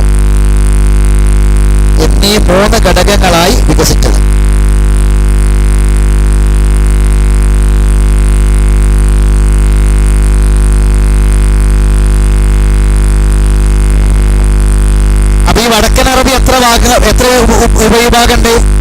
3. ഒന്ന് ആദ്യകാല അറബി ആണ്. ഖുർആനും സുന്നത്തും പിന്നെ ഖുർആൻ സുന്നത്തല്ല, ആ നബി സ്വല്ലല്ലാഹു അലൈഹി വസല്ലം വരുന്ന കാലത്തുള്ള പിന്നെ നമ്മളെ പിന്നെ കവിതകളിലൂടെ അറിയപ്പെട്ടിട്ടുള്ള, മുഅല്ലഖാത്തുകളിലൂടെ ഒക്കെ അറിയപ്പെട്ടിട്ടുള്ള അറബിയാണ് അറബി. അതാണ് ആദ്യകാല അറബി എന്ന് പറയുന്നത്. പിന്നീടാണ് എന്ത് വരുന്നത്? ഖുർആൻ വരുന്നത്. ആ ഖുർആനും സുന്നത്തുമായിട്ടുള്ള അറബിയാണ് ഈ ക്ലാസിക്കൽ അറബിയായിട്ട് വരുന്നത്. പിന്നീട് ഇന്നിപ്പോ നമ്മൾ കാണുന്ന പിന്നെ ആധുനിക അറബി, നമ്മളിപ്പോ ഏറ്റവും കൂടുതൽ കാണുന്നത് ഇപ്പൊ കവിതകളൊക്കെ, ആധുനിക കവിതകളൊക്കെ പിന്നെ ഈ ഫലസ്തീനിന് നേരെ ഇസ്രായേല് ജൂതന്മാർ നടത്തിക്കൊണ്ടിരിക്കുന്ന അതിശക്തമായ കയ്യേറ്റം, അതിൽ ഒരുപാട് ഫലസ്തീനികൾ എന്താകുന്നുണ്ട്? മരിച്ചു പോകുന്നുണ്ട്. അപ്പം അവരുടെ ദുരന്തങ്ങളുടെ കഥകൾ പറഞ്ഞിട്ടാണ് ഇന്നത്തെ ആധുനിക അറബി കവിതകൾ വന്നിട്ടുള്ളത്. ഇന്നത്തെ ആധുനിക അറബി കവിതകളിൽ 90% കവിതയും ഫലസ്തീനിലെ കുട്ടികളുടെ, വിധവകളായ സ്ത്രീകളുടെ, അനാഥ മക്കളുടെ, അതുപോലെ തന്നെ ജീവിതം ഓപിക്കപ്പെട്ട യുവാക്കളുടെ ഒക്കെ കഥ പറഞ്ഞിട്ടാണ്, അനുഭവങ്ങൾ പറഞ്ഞിട്ടാണ് ഇന്നത്തെ പുതിയ കവിതകൾ രചിക്കപ്പെടുന്നത്. അപ്പം ഈ ആധുനിക അറബി, ക്ലാസിക്കൽ അറബി, ആദ്യകാല അറബി എന്നീ 3 വിഭാഗങ്ങളായിട്ട് അറബി ഭാഷ തിരിഞ്ഞത് ഏതിൽ നിന്നാണ്? വടക്കൻ അറബിയിൽ നിന്നാണ്. ഇനി അടുത്തത് ഇസ്ലാമിന്റെ വികാസത്തിനൊപ്പം, ഞാൻ പോയിന്റുകൾ മാത്രം പറഞ്ഞിട്ട് ഒരുപാട് കാര്യങ്ങൾ വിശദീകരിക്കാൻ, പോയിന്റ് മാത്രം പറഞ്ഞു. ഇസ്ലാമിന്റെ വികാസത്തിനൊപ്പം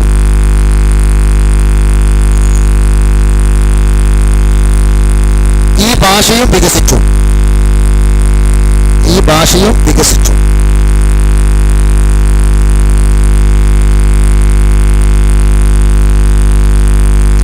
പടിഞ്ഞാറ് സ്പെയിൻ വരെയും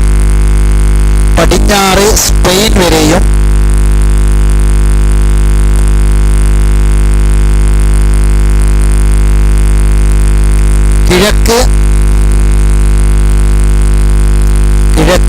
ചൈനീസ് തുർക്കിസ്ഥാൻ വരെയും ചെന്നെത്തി.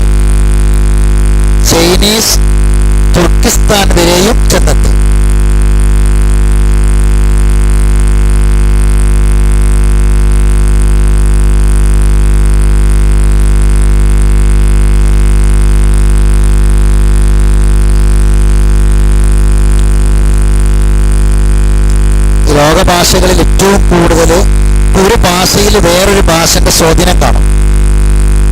അപ്പൊ മലയാളത്തിൽ തമിഴിന്റെ കുറെ സ്വാധീനം ഉണ്ടാവും, തമിഴിൽ മലയാളത്തിന്റെ കുറെ സ്വാധീനം ഉണ്ടാവും, പല ഭാഷകളിലും മറ്റു പല ഭാഷകളെ സ്വാധീനം ഉണ്ടാവും. എന്നാൽ ലോകത്ത് എല്ലാ ഭാഷകളിലും സ്വാധീനം ചെലുത്തിയ ഒരേ ഒരു ഭാഷ ഏതാ അറിയുമോ? അറബിയാണ്. ലോകത്ത് പല ഭാഷകളിലെ മറ്റു പല ഭാഷകൾ എന്ന് പറഞ്ഞാൽ ഏതെങ്കിലും ഒന്നോ രണ്ടോ ഭാഷയിൽ മാത്രമേ ഉണ്ടാവുള്ളൂ. അതേ സമയത്ത് ലോകത്തുള്ള എല്ലാ ഭാഷകളിലും സ്വാധീനം ചെലുത്തിയ ഏക ഭാഷ ഏതാണ്? അറബി. എല്ലാ ഭാഷകളിലും അറബി ഭാഷയിൽ നിന്ന് കടമെടുത്ത് ഒരുപാട് പദങ്ങൾ കാണാൻ കഴിയും, കുറെ പ്രയോഗങ്ങൾ കാണാൻ കഴിയും, കുറെ ലഫ്ലുകളും തറാക്കീബുകളും കെലിമാത്തുകളും കാണാൻ കഴിയും. അത് അറബി ഭാഷയുടെ പ്രത്യേകത. ശരി, ഇനി എഴുത്തുമായി ബന്ധപ്പെട്ട് അറബി ഭാഷയുടെ നമ്മൾ ഒരു ഭാഷയെ പറ്റി പഠിക്കുമ്പോൾ അത് ആ ഭാഷയുടെ എല്ലാ ഭാഗവും പഠിക്കണം. അതിൽപ്പെട്ടതാണ് ആ ഭാഷയുടെ എഴുത്ത് രീതികളും.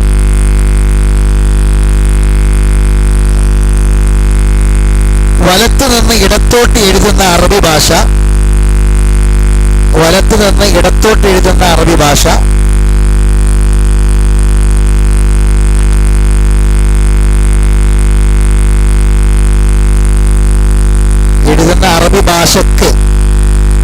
അറബി ഭാഷക്ക് പ്രധാനമായും രണ്ട് ലിപികളുണ്ട്.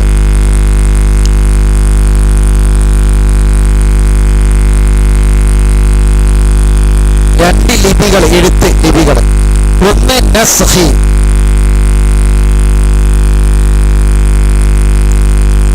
രണ്ട് കൂഫി. രണ്ട് തരം ലിപികളാണ് അറബി ഭാഷക്കുള്ളത്. ഒന്ന് നസ്ഖിയാണ്, മറ്റൊരു കൂഫിയാണ്.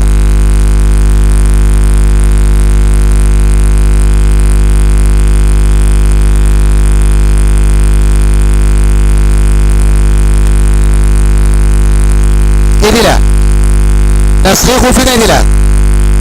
ഇനി ഇത് മനസ്സിലാക്കണം, ശ്രദ്ധിക്കുക. അതായത് ഈ നസ്ഖിയിൽ തന്നെ പ്രധാനമായും രണ്ട് തരം എഴുത്താണ്. ഇനി അതിൽ തന്നെ വേറെ ഒരുപാട് ഉപവിഭാഗങ്ങളുണ്ട്. ഇപ്പൊ നസ്ഖി എഴുത്ത് എന്ന് പറഞ്ഞാല് നമ്മൾ സാധാരണ കാണുന്ന ഈ ഒന്നാമത് പറഞ്ഞ നസ്ഖി സാധാരണ നമ്മൾ കാണുന്ന ഇപ്പൊ ഖുർആനിലൊക്കെ ഉള്ള പോലുള്ള എഴുത്തുതാണ്. ബിസ്മില്ലാഹി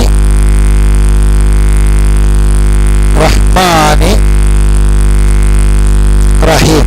ഈ എഴുത്ത് സാധാരണ ഈ എഴുത്തിനാണ് നസ്ഖി എന്ന് പറയുന്നത്. അതായത് നമ്മൾ ഖുർആനിലൊക്കെ കാണുന്നത്. ഈ നസ്ഖിയുടെ വേറെ രൂപമാണ് റുക്കായി.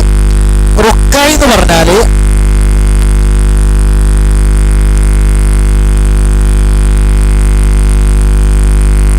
ഇത് റുക്കായിയാണ്. മാത്ത് നസ്ഖിയാണ്, ഇത് റുക്കായിയാണ്. റുക്കായി എന്ന് പറഞ്ഞാല് നമ്മൾ സാധാരണ ഒന്നുകിൽ ചെരിച്ചെഴുത്ത് എന്ന് പറയും, അല്ലെങ്കിൽ കൂട്ടെഴുത്തെന്നൊക്കെ പറയും. അപ്പൊ ഈ ഇതൊന്നും ഉണ്ടാവില്ല, ഈ ബിസ്മിന്റെ 3 കുനിപ്പോ കാര്യങ്ങളൊന്നും ഉണ്ടാവില്ല. ഇതൊന്നുമില്ല. അപ്പൊ അറബികളെ ഈ ദിശ ഇതെന്നറിയും. ഈ ആ എഴുത്തൊക്കെ അറബികളെ എഴുത്തൊക്കെ എന്തിലായിരിക്കും? ഈ എഴുത്തിലാണ് വരിക.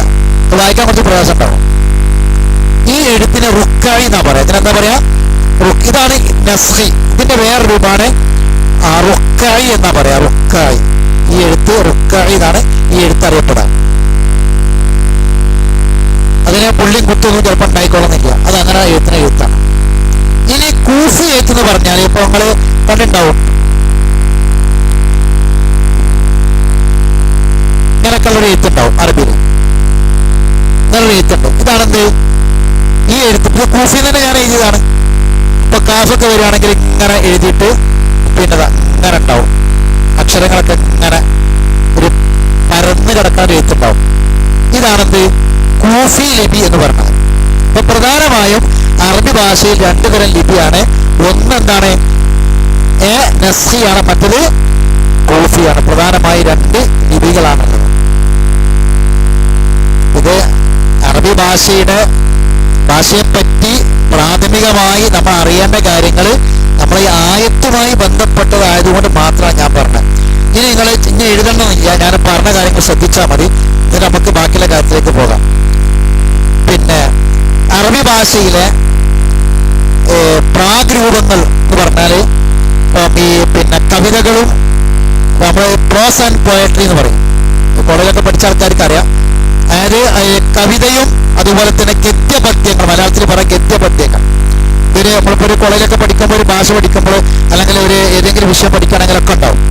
അത് കാണുന്നത് അറബി ഭാഷയിലുള്ള ഗദ്യപദ്യങ്ങൾ അധികവും കാണുന്നത് ഈ സഞ്ചാരികളായ അറബികളുണ്ടല്ലോ, അവർ പാടിയ പാട്ടുകളാണ് അധികവും ഈ കവിതകളിലുള്ളത്. സഞ്ചാരികളായ അറബികൾ ഇങ്ങനെ, ആ നാടൻ അറബികൾ, ബതുക്കളായ അറബികൾ ഇങ്ങനെ ആടിനെ മേച്ച് ഇങ്ങനെ പോകും, അല്ലെങ്കിൽ കച്ചവട സംഘത്തിൽ ഇങ്ങനെ പോകുമ്പോൾ അവരിങ്ങനെ പാടുന്ന പാട്ടുകളാണ് അറബി ഭാഷയിൽ പ്രധാനമായിട്ടും ഈ ഗദ്യപദ്യങ്ങളായിട്ട് ഉള്ളത്. പിന്നെ ഇസ്ലാമിന്റെ വരവോടുകൂടി അറബി സാഹിത്യത്തിൽ ഒരു പുതിയ ഒരു തലം, ഒരു ഭാവി തലം അറബി ഭാഷയ്ക്ക് വരുന്നത് കാണാൻ കഴിയും. ഇസ്ലാമിന്റെ സുവർണകാലം എന്നറിയപ്പെടുന്നത്, അത് എഴുതിക്കൊള്ളൂ, ഇസ്ലാമിന്റെ സുവർണകാലം എന്നറിയപ്പെടുന്നത് 7 മുതൽ 13 വരെയുള്ള നൂറ്റാണ്ടാണ്. ഇസ്ലാമിന്റെ സുവർണകാലം എന്നറിയപ്പെടുന്നത് 7 മുതൽ 13 വരെയുള്ള കാലഘട്ടമാണ്.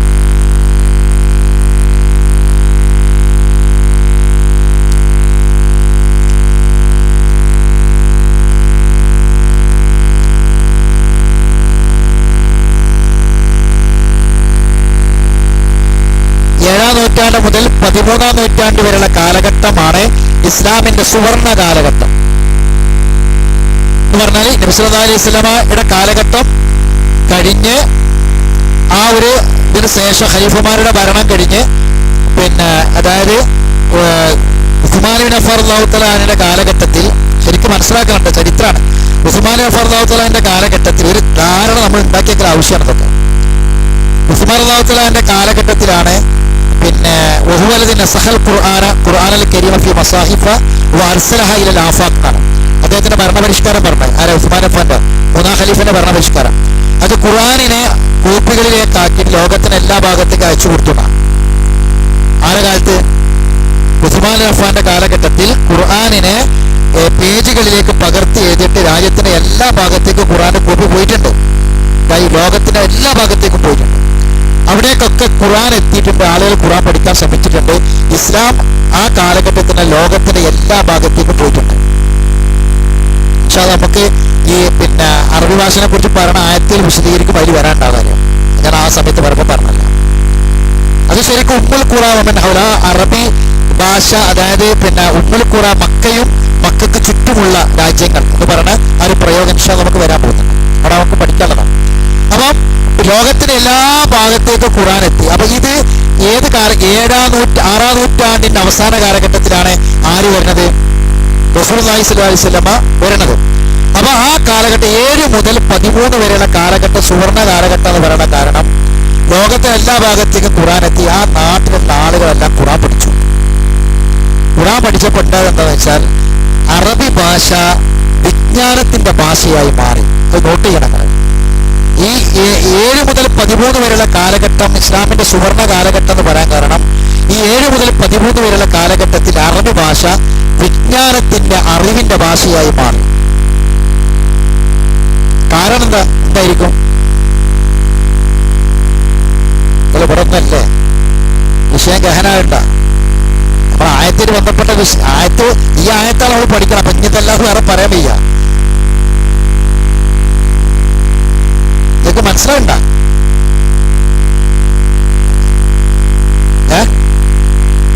അപ്പൊ ഞാൻ അങ്ങനെ പറഞ്ഞു പോവാണ്.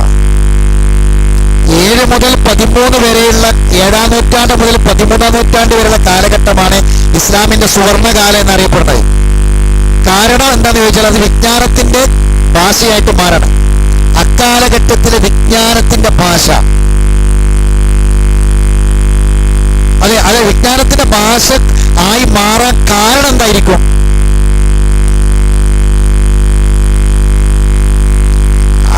അതൊക്കെ തുടങ്ങാൻ ഖുർആൻ കാരണമാകുന്നു. എന്തുകൊണ്ട്?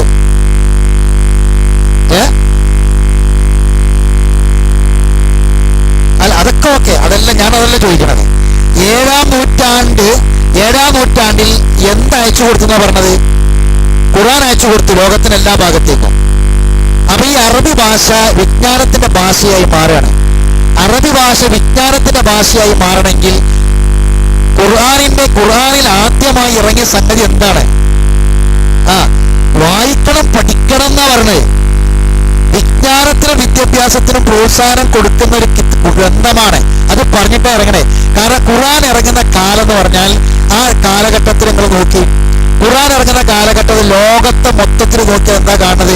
എല്ലായിടത്തും നമ്മൾ കാണുന്ന അജ്ഞതയാണ്, അല്ലെ? മൊത്തം എല്ലാ രാജ്യത്തും ലോകം മുഴുവനും. ഇപ്പൊ നിങ്ങൾ ആലോചിച്ച് നോക്കി, ഇപ്പൊ യൂറോപ്പിന്റെ അവസ്ഥ എന്തായിരുന്നു ഖുർആൻ ഇറങ്ങുന്ന കാലത്ത് 6-ാം നൂറ്റാണ്ടില്?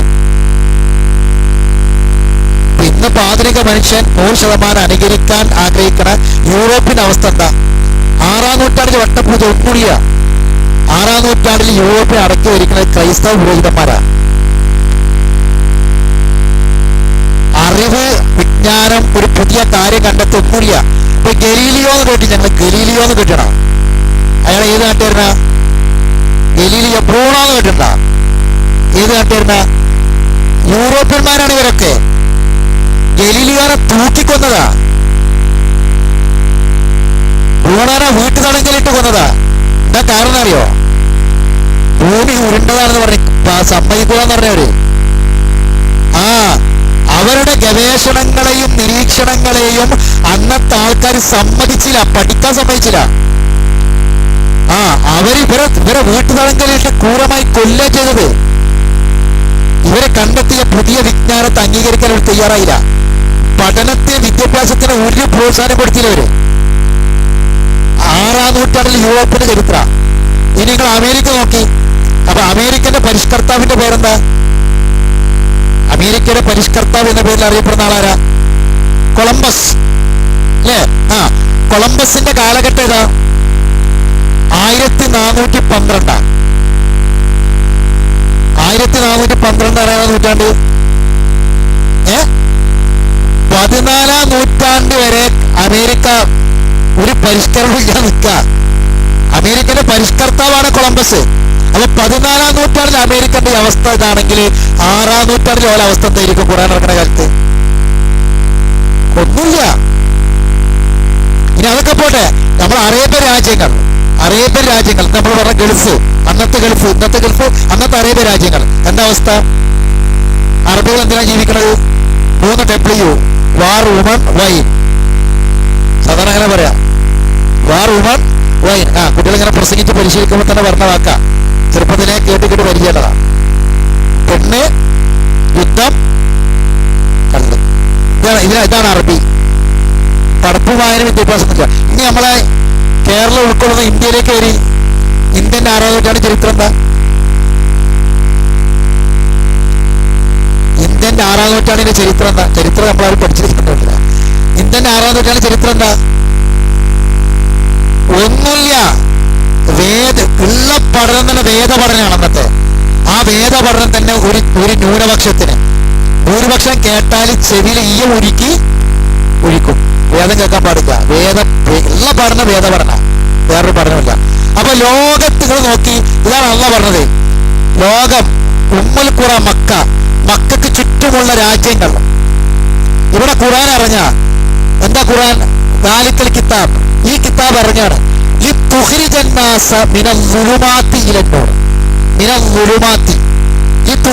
സകല മനുഷ്യരെയും മോചിപ്പിക്കുക.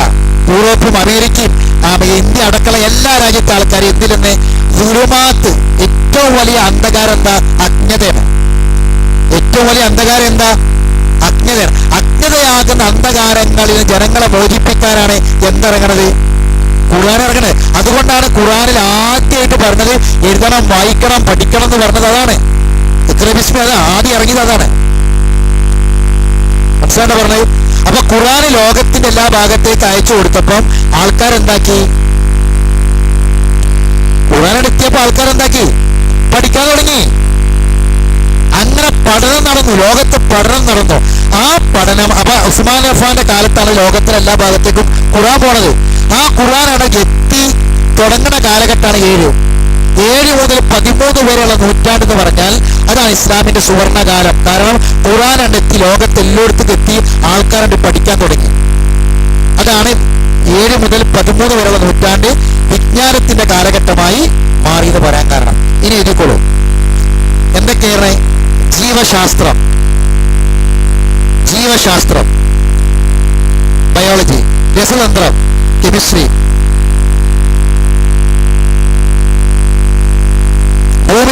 ജീവശാസ്ത്രം, രസതന്ത്രം,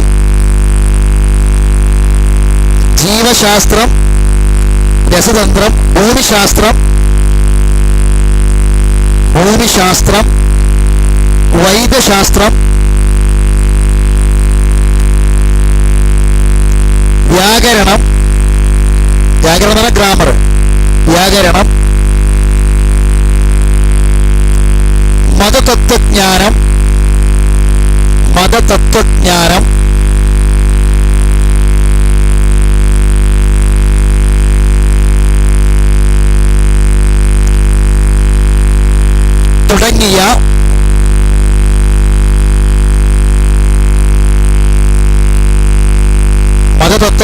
തുടങ്ങിയ വിജ്ഞാന ശാഖകളിലെ രചനകളായിരുന്നു അക്കാലത്ത് അറബിയിൽ അധികവും ഉണ്ടായിരുന്നത്. രചനകളായിരുന്നു അക്കാലഘട്ടത്തിൽ അല്ലെങ്കിൽ അക്കാലത്ത് അറബിയിൽ കൂടുതലും ഉണ്ടായിരുന്നത്, അല്ലെങ്കിൽ അധികവും ഉണ്ടായിരുന്നത്.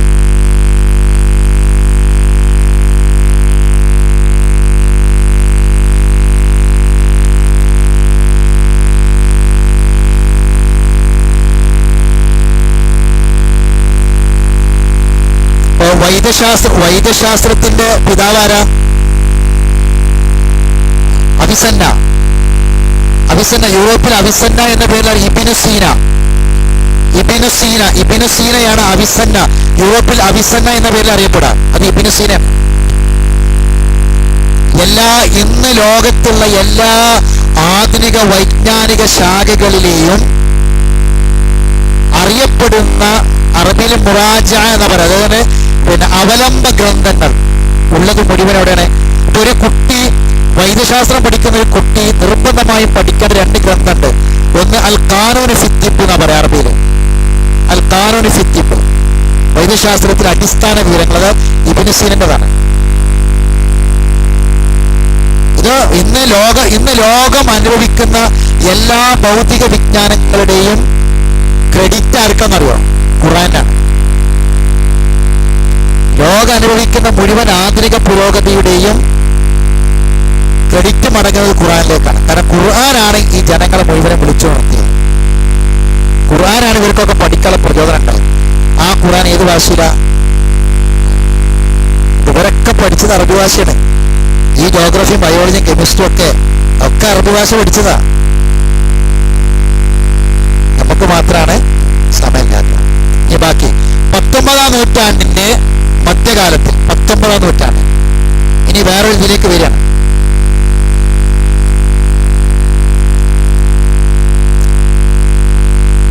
19ാം നൂറ്റാണ്ടിന്റെ മധ്യകാലം.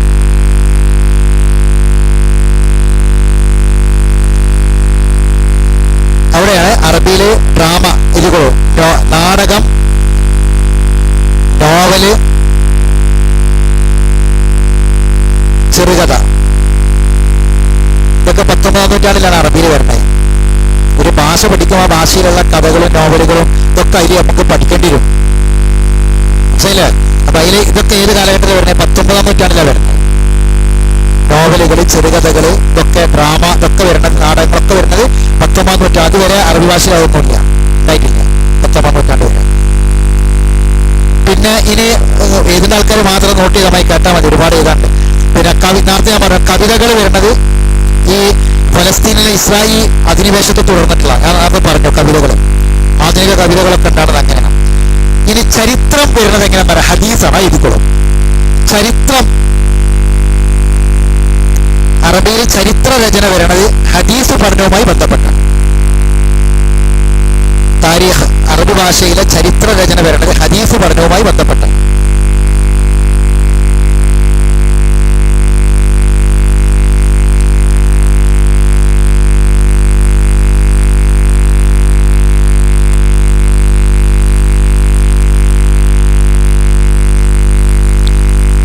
ഗ്രീക്ക് തത്വചിന്ത ലോകത്ത് വളരെ ശ്രദ്ധേയമായതാണ്. ഗ്രീക്ക് തത്വചിന്ത ഇതിന് അറബി ഭാഷയുമായിട്ടുള്ള ബന്ധം വളരെ വലുതാണ്. ഇതിൻ്റെ ആൾക്കാർ എഴുതിയാൽ മതി, അല്ലാത്ത ആൾക്കാർ കേട്ടാൽ മതി. ഒരുപാട് ഗ്രന്ഥങ്ങൾ ഇതിൽ നിന്ന്, ഗ്രീക്കിൽ നിന്ന് അറബിയിലേക്ക് ഭാഷാന്തരം ചെയ്തിട്ടുണ്ട്. അതുകൊണ്ട് ആ രണ്ടും അങ്ങോട്ടുണ്ടായിട്ടുണ്ട്, അറബിയിൽ നിന്ന് അങ്ങോട്ടുണ്ടായിട്ടുണ്ട്. അതുകൊണ്ട് ആ രണ്ട് ഭാഷയും തമ്മിൽ ഒരുപാട് വലിയ ബന്ധങ്ങൾ കാണാൻ കഴിയും. ഇപ്പൊ അൽ ഫാറാബി, അൽ ബിറൂനി, ഇതൊക്കെ നമ്മൾ സാധാരണ കേൾക്കുന്ന ആൾക്കാരാണ്. ഇവരൊക്കെ ഈ ഭൗതിക ശാസ്ത്രം, അതുപോലെ തന്നെ സാമൂഹ്യ ശാസ്ത്രം, ഇതിലൊക്കെ അറിയപ്പെട്ട ആൾക്കാരാണ്. അൽ ബിറൂനി, അൽ ഫാറാബി എന്നൊക്കെ പറഞ്ഞ ആൾക്കാർ, ഇവരൊക്കെ അറബികളായിരുന്നു എന്ന് മനസ്സിലാക്കാം. അതേപോലെ തത്വചിന്ത, വൈദ്യശാസ്ത്രം, രണ്ടിലും അവതാരം നേടി ഇബ്നു സീന, ഇബ്നു റുഷ്ദ, ഇങ്ങനെയൊക്കെയുള്ള ആൾക്കാരെ കേൾക്കാൻ കഴിയും. ഇവരൊക്കെ ഇവരുടെയൊക്കെ ഗ്രന്ഥങ്ങൾ അറബി ഭാഷയിൽ ലോകത്തിന് ഒരുപാട് സംഭാവനകൾ ചെയ്തിട്ടുള്ള വ്യക്തികളാണ് എന്ന് കൂടി മനസ്സിലാക്കാം. അറബി ഭാഷയിൽ നോബൽ സമ്മാനം നേടിയ ഒരാളുണ്ട്. ആളെ പേരറിയോ? നോബൽ സമ്മാനം എന്ന് പറഞ്ഞാൽ അറിയില്ലേ? എല്ലാവർക്കും കിട്ടുമോ? കിട്ടൂല. അറബി ഭാഷയിൽ നോബൽ സമ്മാനം കിട്ടിയ ഒരേ ഒരാളെ ഉള്ളൂ. ആരാണ്? നജീബ് മഹ്ഫൂദ്. അത് എഴുതിക്കോളൂ. അറബി ഭാഷയിൽ നോബൽ സമ്മാനം കിട്ടിയ ആള് നജീബ് മഹ്ഫൂദ്. നജീബ് മഹ്ഫൂദ് അറബി ഭാഷയിൽ നോബൽ സമ്മാനം കിട്ടിയ വ്യക്തി നജീബ് മഹ്ഫൂദ്.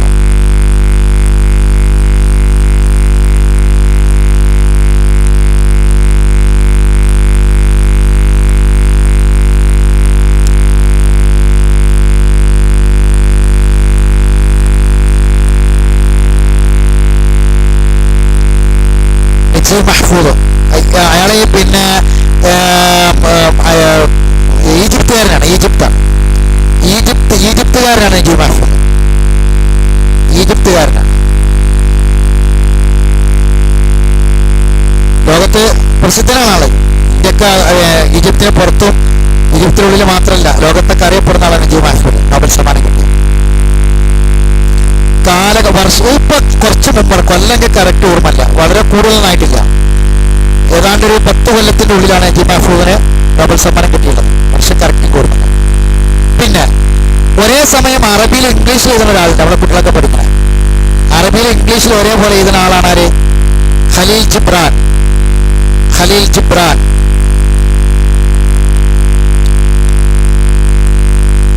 അതെ, ഖലീൽ ജിബ്രാൻ പ്രസിദ്ധനാണ്.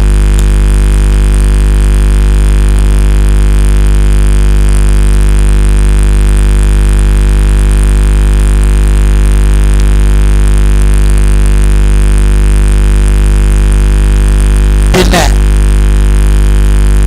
4000 വർഷം ഏകദേശം ഈ ഭാഷയ്ക്ക് പഴക്കമുണ്ട്. 150ഓളം തലമുറകൾ, ലക്ഷോപലക്ഷം ജനവിഭാഗങ്ങൾ കൈകാര്യം ചെയ്തിട്ടും തനിമക്കോ ശുദ്ധിക്കോ അതിന്റെ മൗലികതക്കോ ഒരു തകരാറും സംഭവിക്കാത്ത ഭാഷയാണ് അറബി. അതുകൊണ്ടാണ് വൈറദി ഇബജ് എന്ന് പറഞ്ഞത്. അതിന്റെ തനിമക്കോ ശുദ്ധിക്കോ ഒന്നും ഒരു തകരാറും സംഭവിച്ചിട്ടില്ല.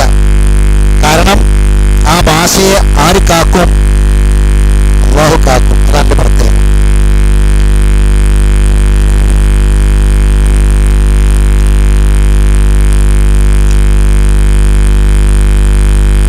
അപ്പോൾ ഇൻഷാ അല്ലാഹ് ഇനി നമുക്ക് വേറെ കുറെ കാര്യങ്ങൾ നമുക്കിതുമായി ബന്ധപ്പെട്ട് പറയാണ്ട് ഞാൻ ചുരുക്കുകയാണ്. നമുക്ക് തന്നെ ഇങ്ങനെ ആവർത്തിച്ച് പറയുമ്പോൾ ചിലപ്പോൾ ഒരു പക്ഷേ അത് ഗ്രഹിച്ചോളണമെന്നില്ല. ഏതായിരുന്നാലും ഈ ഭാഷ പഠിക്കാൻ കഴിയുമെന്ന് പറഞ്ഞാൽ ഏറ്റവും വലിയ ഹൈറായ ഒരു കാര്യം എന്ന് മനസ്സിലാക്കാം. ഏറ്റവും ചുരുക്കം ഈ ഭാഷ പഠിക്കാൻ കഴിയാന്ന് പറഞ്ഞാൽ അത് വലിയ ഹൈറായ ഒരു കാര്യമാണ്. മൻ യുരിദില്ലാഹു ബിഹി ഖൈറൻ യുഫഖിഹു ഫിദ്ദീൻ. അല്ലാഹു തആല ആർക്കെങ്കിലും ഖൈർ കൊടുക്കാൻ ഉദ്ദേശിച്ചാൽ അല്ലാഹു തആല മതത്തിൽ അവനെ വിജ്ഞാനം കൊടുക്കും, അറിവ് കൊടുക്കും. മൻ യുരിദില്ലാഹു ബിഹി ഖൈറൻ യുഫഖിഹു ഫിദ്ദീൻ. അപ്പം അള്ളാഹ് കൊടുക്കുന്ന ഒരു ഖൈറാണ്. അപ്പോൾ ഈ ദീൻ എന്ന് പറഞ്ഞാൽ ഖുർആനും സുന്നത്തും അടങ്ങിയതാണ്. അത് ശരിക്കും മനസ്സിലാക്കണമെങ്കിൽ എന്ത് വേണം? അറിവ്, ഭാഷ മനസ്സിലാവും. അപ്പോൾ നമ്മൾ കേൾക്കുകയാണെങ്കിൽ വെറും ഒരു സാമീയങ്ങളാണെങ്കിൽ പോലും, വെറും ഒരു കേൾവിക്കാരനാണെങ്കിൽ പോലും കുറച്ചൊരു അറബി ഭാഷയുമായി ബന്ധമുണ്ടെങ്കിൽ നമുക്ക് കാര്യങ്ങൾ പെട്ടെന്ന് മനസ്സിലാക്കാൻ പറ്റും. ഒരു ബന്ധമില്ലാത്ത ഒരു അവസ്ഥയാണെങ്കിൽ നമുക്ക് വളരെ പ്രയാസമായിരിക്കും മനസ്സിലാക്കാൻ.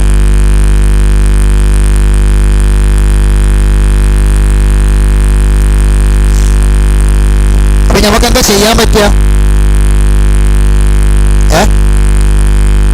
എന്താ ചെയ്യാൻ പറ്റുക?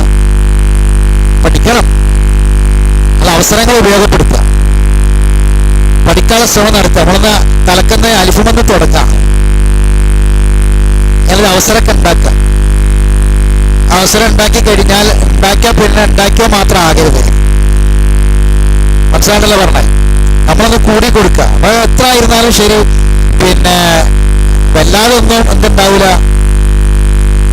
വലിയ പ്രയാസങ്ങളും ബുദ്ധിമുട്ടുകളും ഏതായിരുന്നാലും നമുക്ക് കുറെ കാലം നമ്മൾ ഈ ക്ലാസ്സുകളൊക്കെ കുറച്ചൊക്കെ ഖുതുബകളും ഇതൊക്കെ കേട്ട്, പ്രസംഗങ്ങളൊക്കെ കേട്ട് ഇന്നിപ്പോൾ നമുക്കറിയാം പിന്നെ സോഷ്യൽ മീഡിയ ഇത്രയും വ്യാപകമായ കാലഘട്ടത്തിൽ നമുക്കെല്ലാ മാർഗങ്ങളും നമ്മളെ മുന്നിലുണ്ട്, തുറന്നു കിടക്കണം. ഒന്നൊരു മനസ്സുണ്ടായാൽ മാത്രം മതി. പഠിക്കണം എന്നുള്ള ഒരു ആഗ്രഹം ഉണ്ടായാൽ മാത്രം മതി, ഒരു മനസ്സുണ്ടായാൽ മാത്രം. എവിടുന്ന് തുടങ്ങണം എന്ന് പറഞ്ഞാലും നമുക്കൊരു ഭാഷ സംസാരിക്കുമ്പോൾ അത് അതിൻ്റെതായ രൂപത്തിൽ പറയാൻ കഴിയാന്ന് പറഞ്ഞവരെ അങ്ങനെയാണല്ലോ. നമ്മൾ പറയും ചെറുപ്പത്തിൽ ഇപ്പൊ നമുക്ക് നമ്മളെ മക്കൾക്ക് പിന്നെ ഒരു ഉമ്മയാണ് ഒന്നാമത്തെ ഉസ്താദ് എന്ന് പറയും നമ്മൾ. അല്ലുമ്മ ഉസ്താദുൽ അസാദിഖത്തിൽ ഊല, ഒന്നാമത്തെ ഉസ്താദ്. അല്ലുമ്മ മദ്രസത്തുൻ ഇദാ അദത്തഹ, ഉമ്മ ഒന്നാമത്തെ കലാലയം എന്ന് പറയും. എന്താ കാരണം? ഒരു ഭാഷ സംസാരിക്കാൻ ഒരു കുട്ടിയോട് ഉമ്മ സംസാരിക്കുന്ന ഭാഷ, അതാണ് മാതൃഭാഷ. അല്ലെ? നമ്മുടെ നാട്ടിലൊക്കെ കുറച്ചൊരു അറിവും കുറച്ചൊക്കെ ഒരു ബോധമുള്ളവരെ നല്ല ഭാഷ, ശുദ്ധമായ ഭാഷ പഠിപ്പിക്കും. അതിന് തരക്കൊടുന്നില്ല. അതൊരു പിന്നെ എന്താ പറയുക, ഒരു പുരോഗമന ചിന്തയോ അല്ലെങ്കിൽ ഒരു ആവശ്യമില്ലാത്ത ഒരു കാര്യമൊന്നും അല്ല. ഒരു കുട്ടിക്ക് പശു എന്ന് പറഞ്ഞു കൊടുക്കാൻ, പേന എന്ന് പറഞ്ഞു കൊടുക്കാൻ, കൈ എന്ന് പറഞ്ഞു കൊടുക്കാനേ ഇല്ലേ? അതിന് പകരം പച്ചി, നെജ്ജ്, ഗജ്ജി എന്ന് പറഞ്ഞിട്ട് കുട്ടിക്ക് ഒരു ഉമ്മ പറഞ്ഞു കൊടുക്കുകയാണെങ്കിൽ ആ കുട്ടി അതാ പറയാ. ഒരു നല്ല ഭാഷ പഠിപ്പിക്കാൻ അപ്പൊ നമ്മളത് പഠിക്കണം. അപ്പൊ ചെറുപ്പത്തിലെ കുട്ടികൾക്ക് നമ്മളെ ഈ ചെറിയ അറബി കുട്ടികൾ, അറബി നാട്ടിലെ അറബികളെ കുട്ടികൾ ഖുർആൻ ഓതുന്നതും അവര് അറബിയിൽ സംസാരിക്കുന്നതും അറബി പ്രയോഗിക്കുന്നതും, നമ്മളെ നാട്ടിൽ ജനിച്ച ഒരു മലയാളിന്റെ കുട്ടി അറബി പറഞ്ഞതും ഒരു അറബിന്റെ കുട്ടി ഖുർആൻ ഓതുന്നതും ഒരു മലയാളിന്റെ കുട്ടി ഖുർആൻ ഓതുന്നത് നമ്മൾ നോക്കിയിട്ടുണ്ടെങ്കിൽ ഇവിടെ വ്യത്യാസം ഉണ്ടാവും. എന്താണ് വ്യത്യാസം പോകാൻ കാരണം? ഉണ്ടായിരിക്കേ? അങ്ങനല്ല. നിങ്ങൾ ഈ ചെറിയ ദിവസം കാണില്ല, നിങ്ങൾ ഈ മൊബൈലിലൊക്കെ ഉണ്ടായാലും വാട്സപ്പിലൊക്കെ വരലുണ്ടല്ലോ.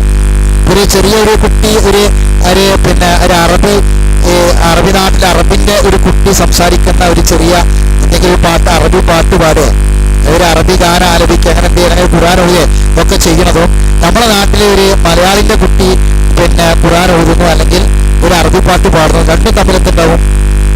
വ്യത്യാസമുണ്ട്. എന്താ കാരണം ആലോചിച്ചിട്ടുണ്ടോ? അതല്ല, അത് കേൾക്കണത് എന്തുകൊണ്ടാണ് അങ്ങനെ വന്നത്? അത് മഹ്റജ് അറിയ എന്നുള്ളതാണ്. എന്താണ് മഹ്റജ് അറിയ? ഓരോ അക്ഷരങ്ങളുടെ ഒരു കെലിമത്തിലെ കുറെ അക്ഷരങ്ങളാണ്. ആ അക്ഷരങ്ങളെ മഹ്റജ് ഏതാണെന്ന് അറിയാം. ശരിക്കും നമ്മളൊക്കെ എത്ര പറഞ്ഞാലും ആ മഹ്റജിലേക്ക് എന്താവൂല, നാവ് കിട്ട് വഴങ്ങി വരൂല. ഇപ്പൊ നല്ല ഒരു 10-40 കൊല്ലം ഇവിടെ നിന്നിട്ട് മലയാളം നന്നായിട്ട് സംസാരിക്കുന്നു എന്ന് പറയുന്ന ഒരാളെ മലയാളി ഇല്ലെങ്കിൽ വേഗം തിരിച്ചറിയില്ല, പെട്ടെന്ന് തിരിച്ചറിയാൻ പറ്റും. എത്ര മലയാളം സംസാരിക്കുന്നവരാണെങ്കിലും മലയാളം അല്ലാത്ത ഒരാൾ മലയാളം സംസാരിച്ചാൽ മനസ്സിലാക്കാൻ പറ്റും. അത് ആ ഒരു ഭാഷയുടെ പ്രത്യേകത തന്നെയാണ്. നമുക്ക് അറബി ഭാഷയിൽ നമുക്ക് ഏറ്റവും ചുരുങ്ങിയത് ആ 100% പോണത്. പക്ഷെ ഖുർആനൊക്കെ നമ്മൾ ഓതുമ്പോൾ തെറ്റില്ലാതെ ഓതാൻ പറ്റണം. അക്ഷരങ്ങളെ അയിനായിട്ടും ഐനായിട്ടും കാഫായിട്ടും കേഫായിട്ടും ഒക്കെ അറിയണം. അത് പഠിക്കണം. അതിനാണ് നമ്മളെ കഴിഞ്ഞ ക്ലാസ്സിൽ ഇവിടെ നമ്മളെ ഉസ്താദ് വന്നിട്ടുണ്ട്. അവിടെ പിന്നെ ഖുർആന്റെ ഇത് മഖ്റജുകൾ പറഞ്ഞു തരാൻ. അപ്പം അദ്ദേഹത്തിന്റെ ക്ലാസ് എന്ന് പറഞ്ഞാൽ ഇവിടെ വളരെയധികം ഖുർആൻ പഠിക്കാൻ, ഓത്ത് പഠിക്കാൻ ഇരിക്കുന്നുണ്ട്. അദ്ദേഹം കഴിഞ്ഞ കുറച്ച് ആൾക്കാർ ഇരുന്നിട്ട് ഓതി അവർ പഠിക്കുക. നമ്മളങ്ങനെ പഠിച്ചു തുടങ്ങുമ്പോഴാണ് നമ്മളത് വേറെ ഓരോ ആണ്. നമ്മൾ പറയണ പിന്നെ അക്ഷരവും ഖുർആനിലെ ഒറിജിനൽ അക്ഷരവും തമ്മിൽ ഒരുപാട് വ്യത്യാസം, രാവും പകലും വ്യത്യാസം ഉണ്ടെന്ന് അവർ നമുക്ക് പഠിപ്പിച്ചു തരുമ്പോഴാണ് മനസ്സിലാവുക. അപ്പം അതുകൊണ്ട് എവിടുന്നാണ് അക്ഷരം വരേണ്ടത്, തൊള്ളയിട്ടൊരു ബന്ധമില്ലാത്ത അക്ഷരങ്ങൾ വരാണ്ട് ആ അക്ഷരങ്ങൾ ഇവിടുന്ന് എങ്ങനെ വരണം, അത് പഠിക്കാൻ നമുക്ക് കഴിയണം. അത് അള്ളാഹു നൽകുന്ന ഏറ്റവും വലിയ ഒരു തൗഫീഖ് തന്നെയാണ് എന്ന് നമ്മൾ മനസ്സിലാക്കാം. കഴിഞ്ഞ ക്ലാസ്സിൽ നമ്മൾ പ്രാർത്ഥന പഠിപ്പിച്ചിരുന്നു അല്ലേ? എന്തായിരുന്നു ആ പ്രാർത്ഥന? ചെല്ലട്ടെ.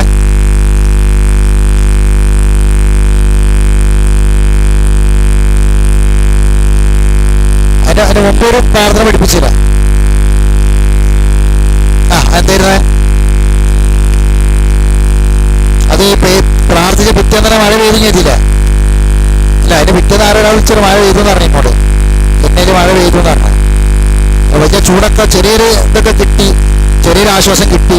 വലിയ പേമാരി പെയ്തിട്ടില്ലെങ്കിലും പിന്നെ നമ്മളെ ചോദിക്കുന്നതിനനുസരിച്ചുള്ളത് തരിക. എന്നാലും കുറച്ചൊരു ആശ്വാസം നമുക്ക് എന്തായി കിട്ടിയെന്ന് പറഞ്ഞല്ലോ. മാഷാ അല്ലാഹ്, അൽഹംദുലില്ലാഹ്.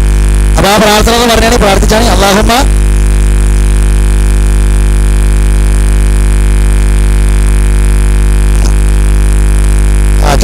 ഇനി ചെറിയൊരു പ്രാർത്ഥന എഴുതിക്കൊള്ളും. നമ്മളെ പിന്നെ ജഹദിൽ പല തഹവ്വുലിനെ സവാലിനെ അമ്മത്ത് എഴുതിയിട്ട് ചെല്ലാം, പഠിച്ചിട്ട് ചെല്ലാം. ഇവിടെ പഠിച്ചില്ലല്ല, അത് എഴുതിക്കൊള്ളും.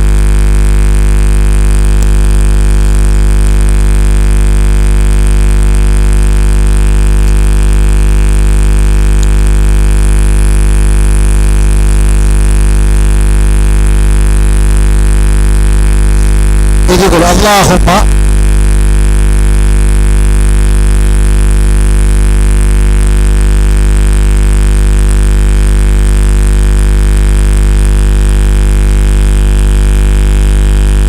اللهم إني أعوذ بك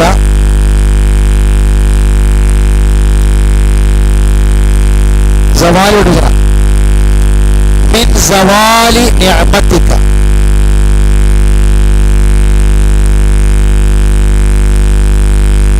اللهم إني أعوذ بك من زوال نعمتك. بركة പറഞ്ഞോളേ. ഇത് കാണാൻ പഠിക്കലാണ് പ്രധാനം. പറയട്ടെ, പറഞ്ഞോളെ പറഞ്ഞോളെ.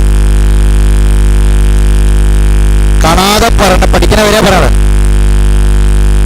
ഒന്നുകൂടി പറയട്ടെ,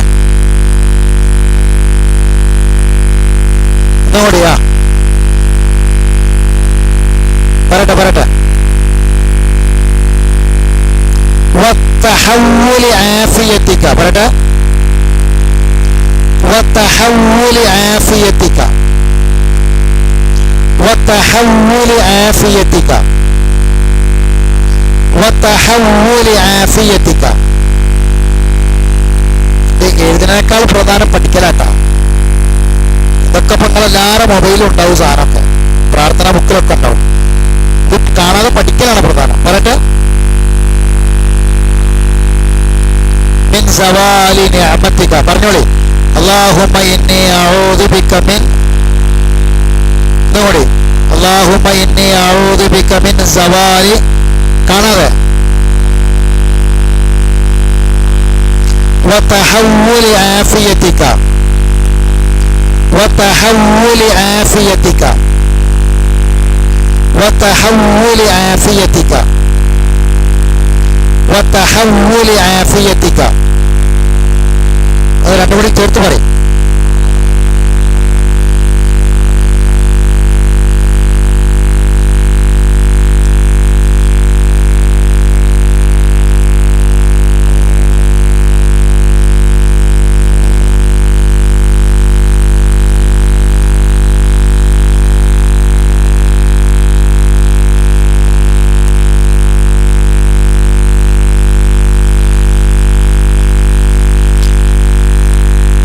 നമ്മുടെ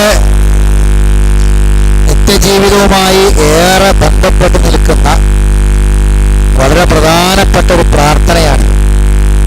ഇപ്പൊ കഴിഞ്ഞ ക്ലാസ്സിൽ ഞാൻ പറഞ്ഞിരുന്നു, നമുക്ക് അള്ളാഹുവിനോട് ചോദിക്കാൻ പ്രാർത്ഥിക്കാൻ അള്ളാഹു തആല പഠിപ്പിച്ചു തന്ന റസൂലുള്ളാഹി സ്വല്ലല്ലാഹു അലൈഹി വസല്ലമക്ക് വഹീയിലൂടെ അള്ളാഹു പഠിപ്പിച്ചു കൊടുത്ത പ്രാർത്ഥന അള്ളാഹുവിന്റെ റസൂൽ നമുക്ക് പഠിപ്പിച്ചു തന്നിട്ടുണ്ട്.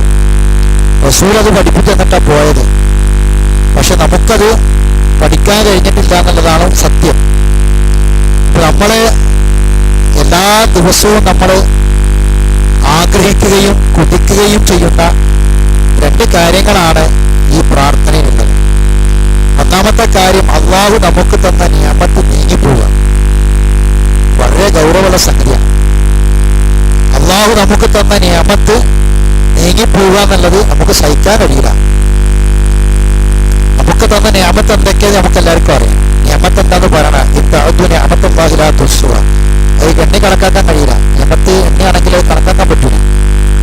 ആ നിയമത്തുകൾ നമ്മളെ മക്കൾ നിയമത്താണ്, നമ്മളെ സമ്പത്ത് നിയമത്താണ്, നമ്മളെ സ്ഥാപനങ്ങൾ നിയമത്താണ്, നമ്മളെ ആരോഗ്യ നിയമത്താണ്. ഈ ആരോഗ്യം നീങ്ങിപ്പോവുക എന്ന് പറഞ്ഞാൽ രോഗാവസ്ഥയിലേക്ക് വരലാണ് സഹോദരങ്ങളെ. എന്തെല്ലാം രോഗങ്ങളാണ് നമ്മൾ കേട്ടുകൊണ്ടിരിക്കുന്നത് നമുക്കറിയാം. നമ്മുടെ ആരോഗ്യം നശിച്ചു പോവുക. പെട്ടെന്നൊരു പരിശോധന നടത്തി പെട്ടെന്നൊരു വേദന വന്ന്, ഒരു പരിശോധന നടത്തി ഒരു പനി വന്ന് മാറാതെ ഒരാഴ്ച നീണ്ടു നിന്നു, മാറുന്നില്ല. അവസാനാണ് ബ്ലഡിൽ പ്രശ്നമാണെന്ന് അറിയണത്, ബ്ലഡ് ക്യാൻസറാന്ന് അറിയണത്. പിന്നീട് അതോടുകൂടിയിട്ട് അവന്റെ എല്ലാ ചിന്തകളും മാറി, അതുപോലെയുള്ള എല്ലാ പ്ലെയറും മാറി.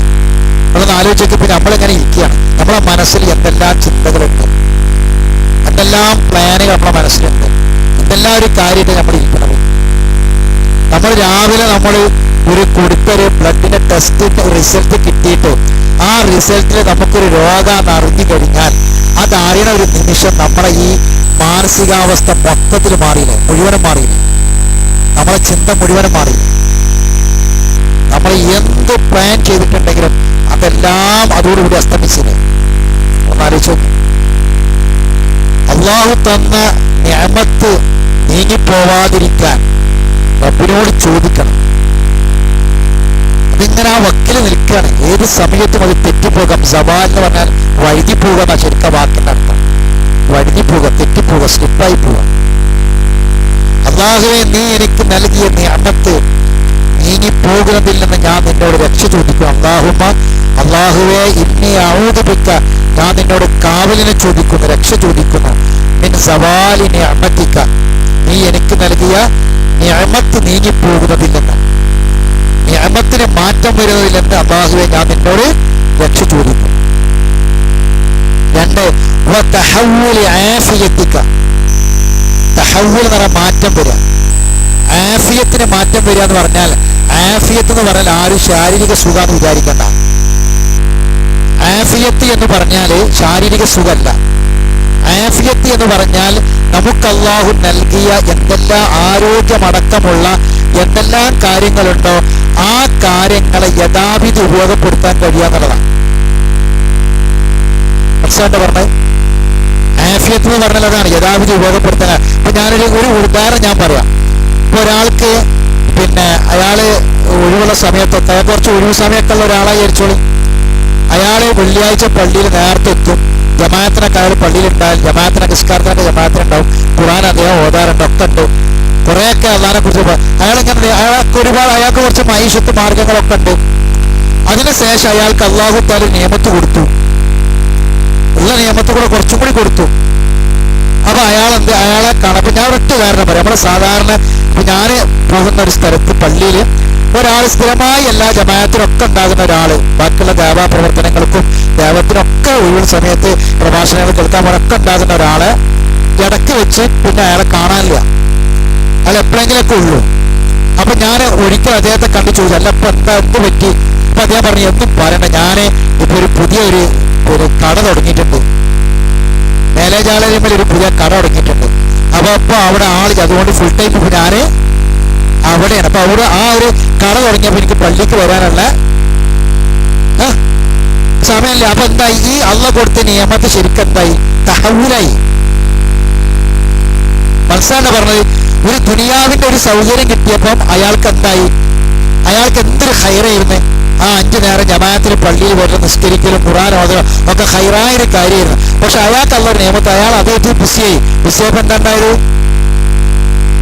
അതാണ്. അപ്പൊ ആഫിയത്ത് എന്ന് പറഞ്ഞാൽ ശാരീരിക സൗഖ്യം മാത്രമാണ് വിചാരിക്കരുത്.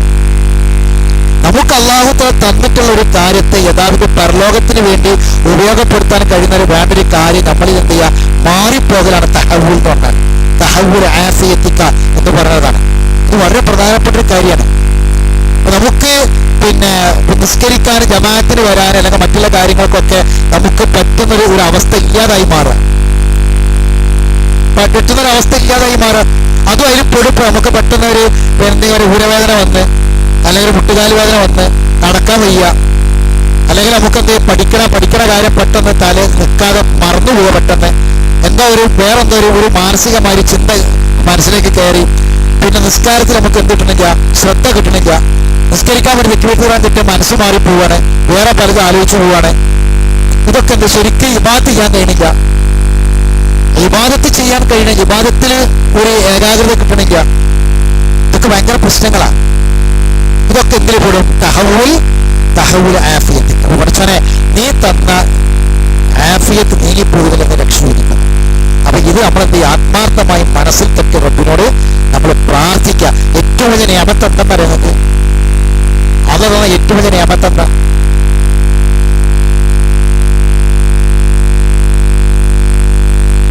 നിയമത്തിക്കാന്നല്ലേ നമ്മൾ പറഞ്ഞത്?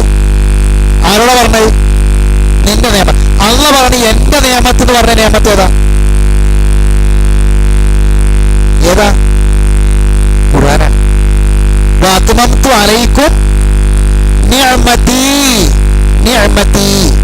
വഅത്മംതു അലൈക്കും നിഅമതി. ആ നിഅമത്ത് ഏതാ? ഖുർആൻ. അല്ലാഹുമ്മ ഇന്നി അഊദു ബിക മിൻ സവാലി നിഅമതിക. നിഅമത്ത് നീങ്ങി പോവുക. നിഅമത്തിക്ക എന്നാ പറഞ്ഞത്. നിഅമത്തി എന്ന് അള്ള പറഞ്ഞ നിഅമത്ത്. ഏറ്റവും വലിയ നിഅമത്ത് ഖുർആനാണ്. ആ ഖുർആൻ ഹൃദയത്തിൽ പോവുക. ഖുർആൻ നീങ്ങി പോവുക.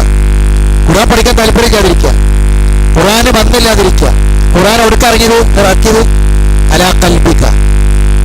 ഇറക്കിയത് ഖുർആൻ എവിടേക്ക് ഇറക്കിയത്? ഹൃദയത്തിൽ പണക്കണം. അത് പോവാണ്, മാറിപ്പോവാണ്. അപ്പം നിയമത്ത്, മക്കൾ നിയമത്താണ്, സമ്പത്ത് നിയമത്താണ്, ഒക്കെ നിയമത്താണ്, ആരോഗ്യ നിയമത്താണ്. പക്ഷെ ഏറ്റവും വലിയ നിയമത്ത് എന്താ? അല്ലാഹുമ്മ ഇന്നി അഊദു ബിക മിൻ സവാലി നിഅമതിക. വളരെ അർത്ഥവത്തായ പ്രാർത്ഥന. വതഹവ്വുലി ആഫിയതിക. ശരി, പറട്ടെ.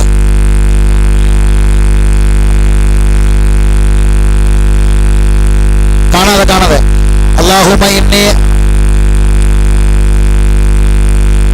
ഒന്നുകൂടി. അല്ലാഹുമ്മ ഇന്നി, ഒന്നുകൂടി.